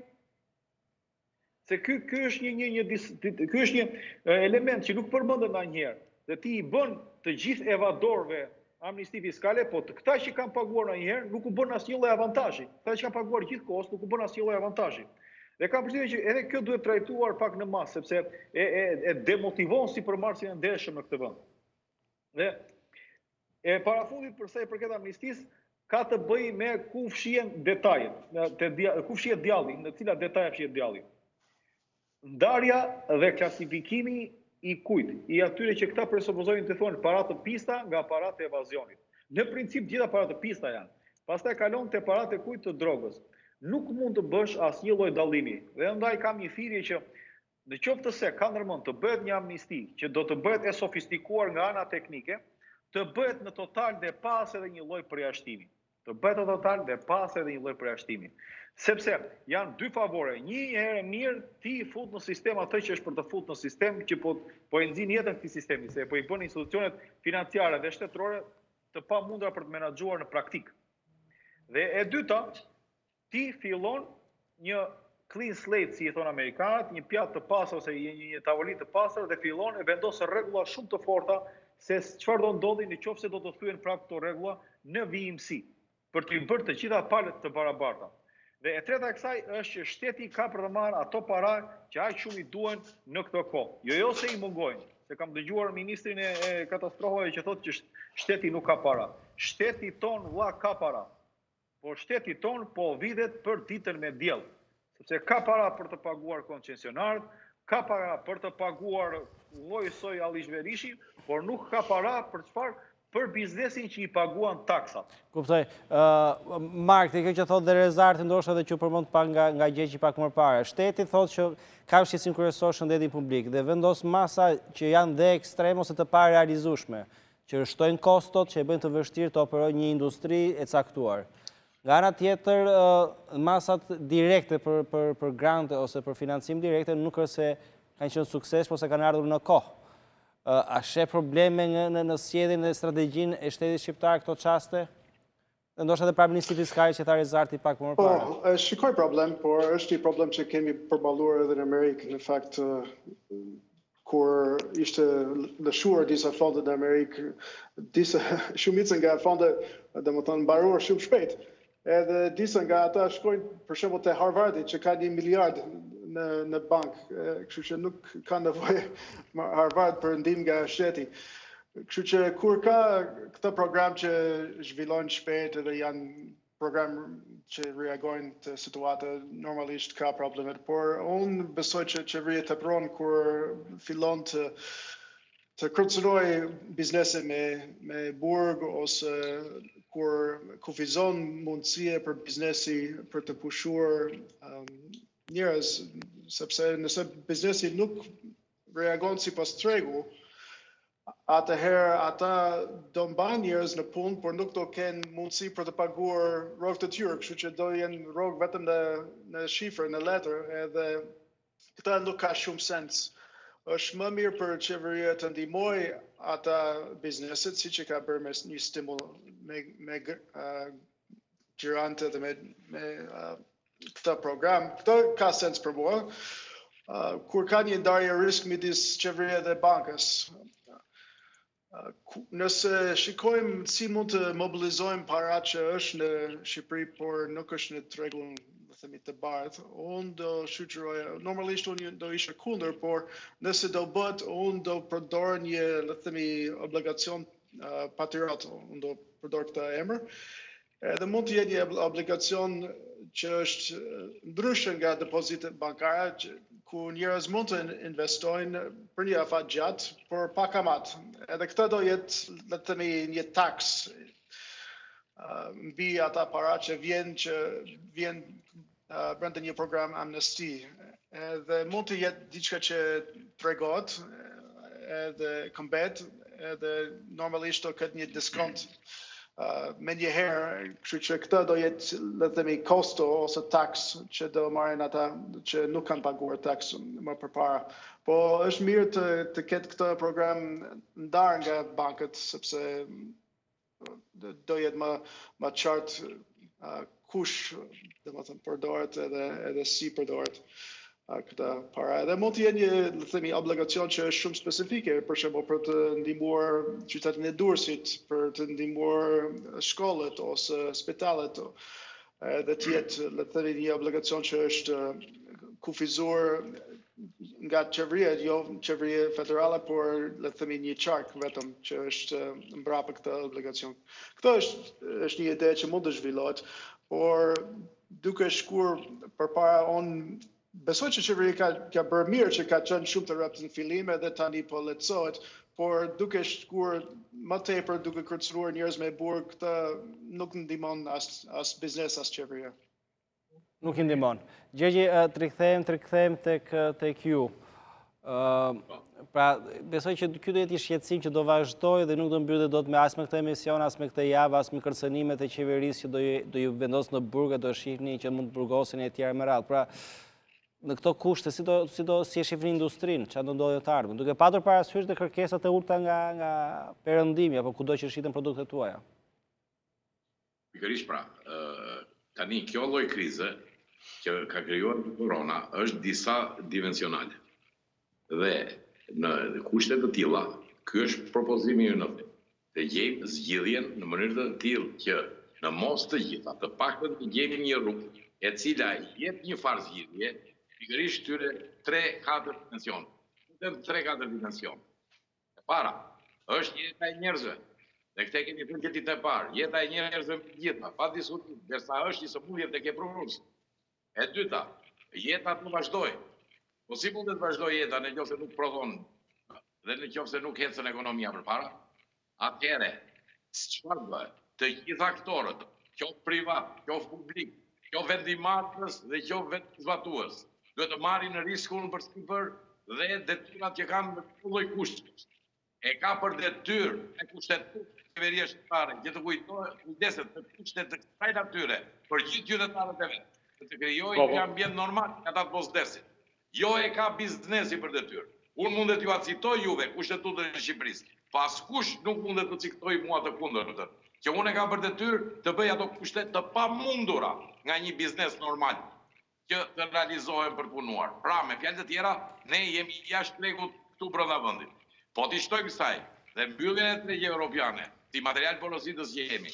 Po t'i shtojmë këtu dhe vështirësitë e gjetjes së tregjeve të reja, sikurse ne, jo vetëm duhet gjejmë tregje të reja tashtu, po duhet dhe të ristrukturojmë industrinë tonë në bazë të rejave që po sjell pikërisht kjo patonim. Kuptoj. Atëherë, çfarë do ndodhi? Dhe kush i mbron këto biznese? Dhe kur them biznese këtu nuk në kuptohet një biznesmen. Dhe po këtu në kuptohet pikërisht ai që ka punësuar ja 762 veta në industri vazon që ka punësuar 70.000 veta. Dhe kush nga ju të 4 panel do thotë që këto biznese janë biznese private apo janë biznese sociale.